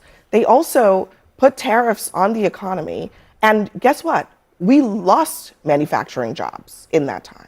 But again, the loss for the Trump administration was the Supreme Court case. The Supreme Court decided this issue. The case was brought by, roughly the same attorneys general who are now bringing the case against the new Trump tariffs. This is the decision they sought. This is the relief they sought. This is what the actual appellants to this case wanted to happen. And now the same people are saying, well, I can't believe the money's going back to these corporations. Well, that's because they broke the law. That was always going to happen. The problem here is that Trump believes in tariffs. Yeah, exactly. That's because they broke the law. I mean, look, that's how the law is already set up. It's just set up that way. They did break the law, but here's the question. The question is, did they already know this was going to turn out that way? Did they know that, guess what? They would be able to scam. They have a interesting scam process here. First of all, they hike up all the prices for the consumers, make you pay the difference. Then they reward the corporation that made the consumer pay more money for their products. That's not what anybody wanted. No one knew that they were going to try to do this, because normally you're in a situation where you can trust the government. You can trust the president won't scam the American people openly, won't collude with corporations to scam people. And but in this case, you can't. Howard Lutnick went out there, sold the tariffs, and his son made money off of those tariff returns that the Supreme Court granted. The son made money off of something that his father did and told the American citizen it would be good for them, and his son made money on the back end. I mean, it can't be worse than that. And this guy's sitting up here making excuses for it, like it's not scamming, you know. Relief he's trying, and then it's gaslighting because he's saying that the people that took Trump to court wanted it to be that way. He wanted they wanted the corporations to get rewarded, and they didn't want the American people to be rewarded. Like, it just doesn't make sense. You're supposed to, you know, I mean, it is foul. It is bad, the outcome, but he's talking about it like it's not a scam. It just doesn't make sense. They saw it. This is what the actual appellants to this case wanted to happen. And now the same people are saying, well, I can't believe the money's going back to these corporations. Well, that's because they broke the law. That was always going to happen. The problem here is that Trump believes in tariffs. There's no question about that. He thinks they're doing the right thing. Maybe they are, maybe they aren't. We'll save that for another day. The point is, once he lost the case, it's out of his control. This is what the court mandated, and here we are. Actually, the mechanism by which they reimburse is completely within their control. Right. The court just said the tariffs are illegal. They decide how they reimburse, and they've created a process that makes it possible for large corporations to get reimbursed. You have to give it back to the importers. The importers are some of these but if you are a regular person, you didn't import and pay the tax. You paid it downstream. Yes, I understand that. Some people did, and it's the money had to go back a to the importers. That was the decision. To get that money back. This is the greatest redistribution of wealth in the history of the United States, and it is coming from regular, everyday Americans who are just trying to pay their bills, pay their grocery bill, buy a car, make sure that their kids have everything they need when they're heading back to school in the fall, and it is going into the hands of people who already have so much. Especially when the economy's hurt because of the Iran war. If anybody needed it now, but the average person lost $2,000 last year because of the government can call all these companies in and go, look, you need to filter some of this down to the people. Figure it out, and we'll figure it out with you. And that's a choice that they're not doing that. And Donald Trump has the influence to do that. Some companies, to be fair, are saying, either if you're Amazon, because Amazon sells, they have both business merchants and consumer merchants. So they're going to try to give back some tariffs to certain customers. But other companies are hedging against future cost increases by saying they're going to use the tariff refunds to keep prices lower. Because guess what? Trump is trying to keep the tariffs. Yeah. And he's being sued, as Joe pointed out, by 25 states who are basically arguing that these new tariffs, are a pretext for the same old tariffs that are going to raise prices on Americans yet again. Well, there's no two ways about it that tariffs built our country. Like, when you look at Mount Rushmore and you see all the presidents there, every single one of them were high tariffs. Like, you have to have a way. If you're going to do tax, you can do it a multitude of ways. You tax foreign imports rather than giving income tax to people, and it creates one of two things, right? That was in a completely different economy. I mean, the world economy doesn't work that way. And by so the way, things were already so expensive. So there's a case to be made that you have to adapt tariffs to the 21st century. And Jameson Greer's not doing a great job. The way he's done it, he's lost every case that he's done. Like, we got to be better about this, because here's the deal, guys. You got to be thinking 10, 20 years in the future. You can't blame Jameson Greer for this. Has to go, but America, but one way or another, America has to go back to being a nation that builds and manufactures. And tariffs are one of the main ways you do that. Okay, why has manufacturing declined? I mean, you can't just, I get that talking point, and Republicans. No, this is just dumb. It's like saying, I mean, come on, it's like saying you were birthed once, but the only way you can, you don't need a hospital. You just need to be rebirthed. It's like, just because you did tariffs early on in the beginning of the country, in the turn of the century, doesn't mean you just say, oh, well, let's do it again. You did slavery too. What the fuck is this conversation about? And, it tells you it's really disingenuous what they're saying. And this is legacy media. Like, listen to this lady just say it. Tariffs built the country. That's an interesting statement. because that's not what economists, say. Economists say, sorry. They say something else brought the U.S. economy alive. And that's before these tariffs, and it just makes me wonder. Have to adapt tariffs to the 21st century. And adopt tariffs to the 20. This is just bullshit. You can do tariffs. That's not the problem. The problem is the way you did it. You did it in such the most incompetent way. You did it without thinking of the average American. All you did was, think about this. The only people that got paid here are corporations. That's it. The people got screwed, and the people paid the bill to be screwed. And it was done by design. It's incredible. one of It's them were high incredible. tariffs. Like you have to have a way. If you're going to do tax, you can do it a multitude of ways. You tax foreign imports rather than giving income tax to people, and it creates one of two things. What are they talking about? Rather doing income? Who the fuck told them income tax shouldn't be? Look, you see that? So that's also a telltale sign, because people are talking about how do you tax the rich. So they're looking for a way to, the rich are always using the wealthy use the tax system to find loopholes to where they don't have to pay income tax, because that means they would be paying a lot more in taxes. If they had to pay an equal share of the money that they earned, like people in the middle class and people on the bottom have to pay, if they had to pay the same percentage of their earnings, that's what the wealthy are trying to evade in the United States of America. So now they're trying to change the topic and act like, no, you don't need to change the income tax, or you don't need to create a way to tax the wealthy. You need tariffs.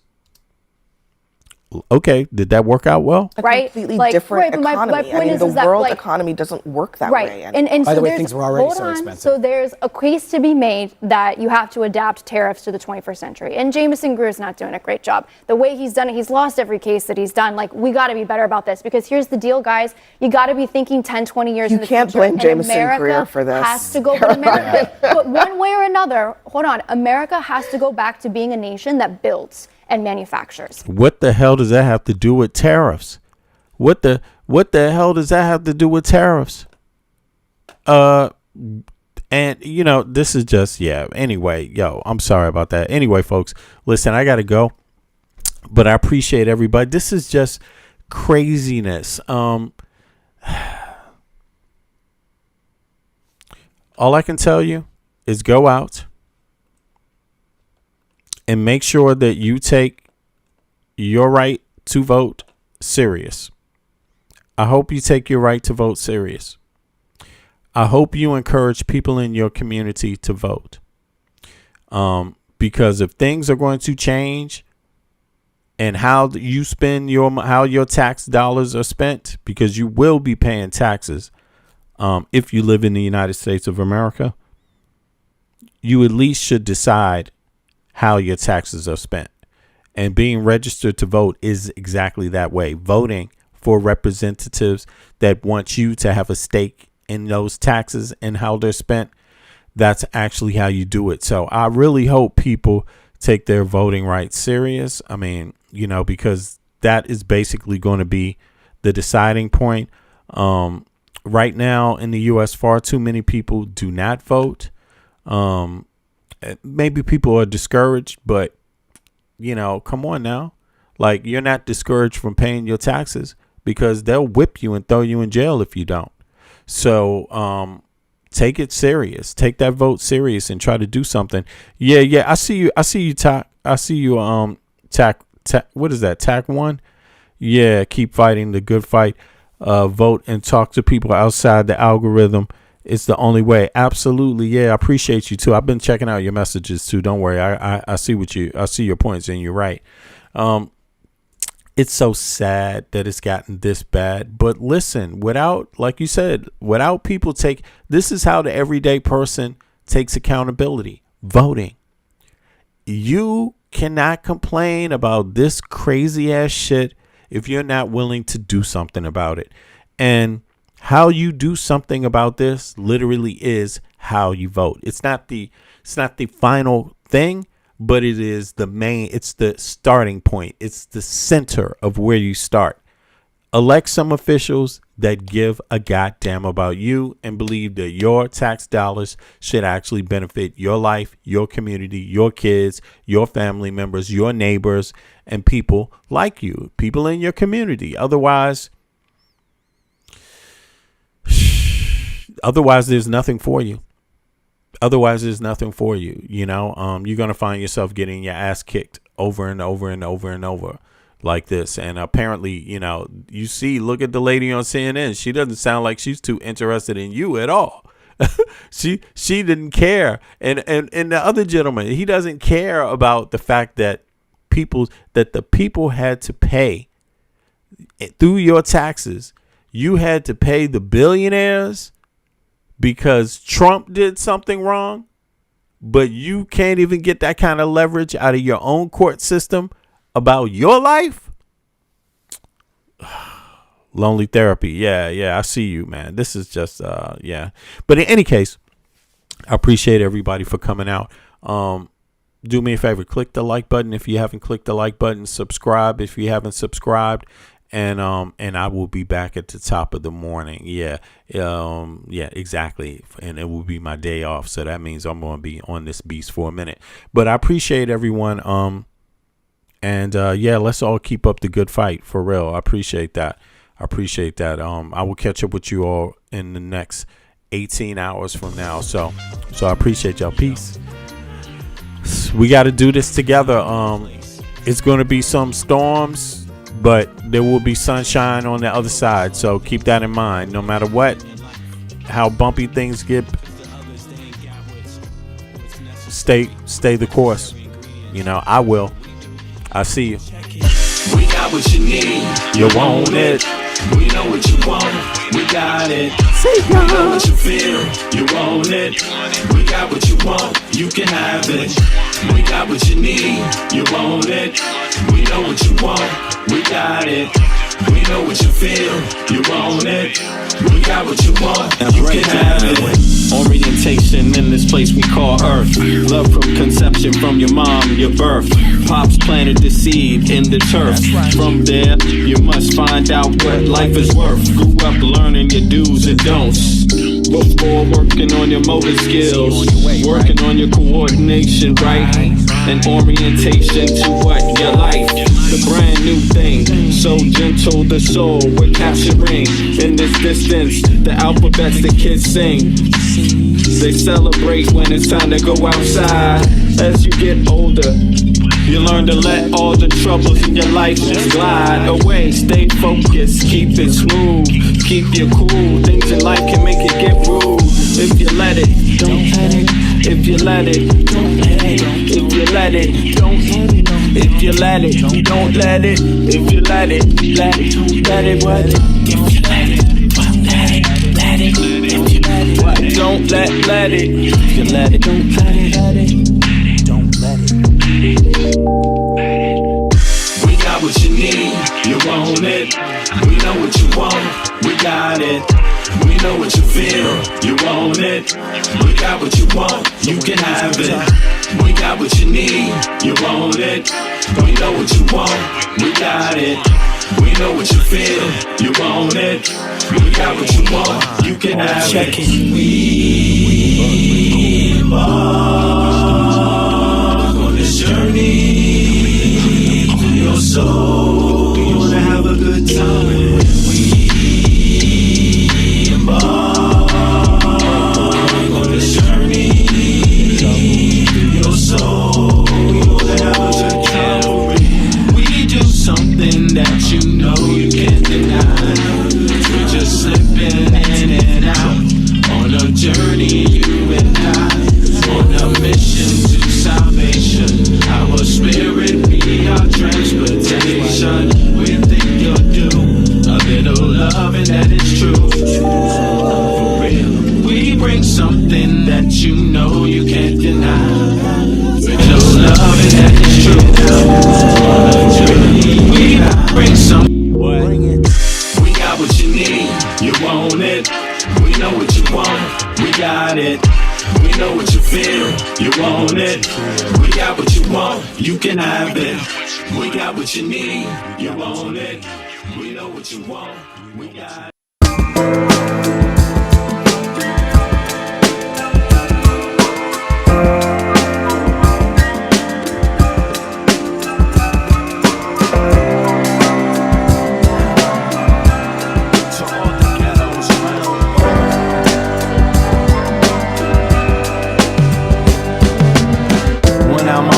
Sometimes I think about, does love still exist? Yeah, I have my doubts. On the street, I check out how brothers be living. Yo, let's just say, kid, it ain't no Thanksgiving. We got people shooting dope, ain't never heard of hope. We got others with the gat and the brothers with the fucking scope. As I enter the project center rec rooms, some brothers might see the doom.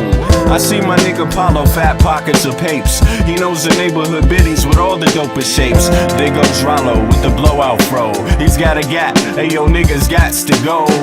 No show is live with narrating, fuck Memorex. My nigga Rollo's got a gat at Paulo's chest. One slug blasted out, down boy died. Now show me some love, kid, it sounds like a and fucking yes, you lie. know the struggle goes on. People trying to survive, hold on. But we know it's been so long. Pain without a limit, so wrong. Sometimes I think how the world come to this, a place where every man and woman needs a therapist. Mass confusion, people living in delusion, justify all the bullshit through the Constitution. Meanwhile, the masses struggle to survive. I think we're too busy to hear our people's cries.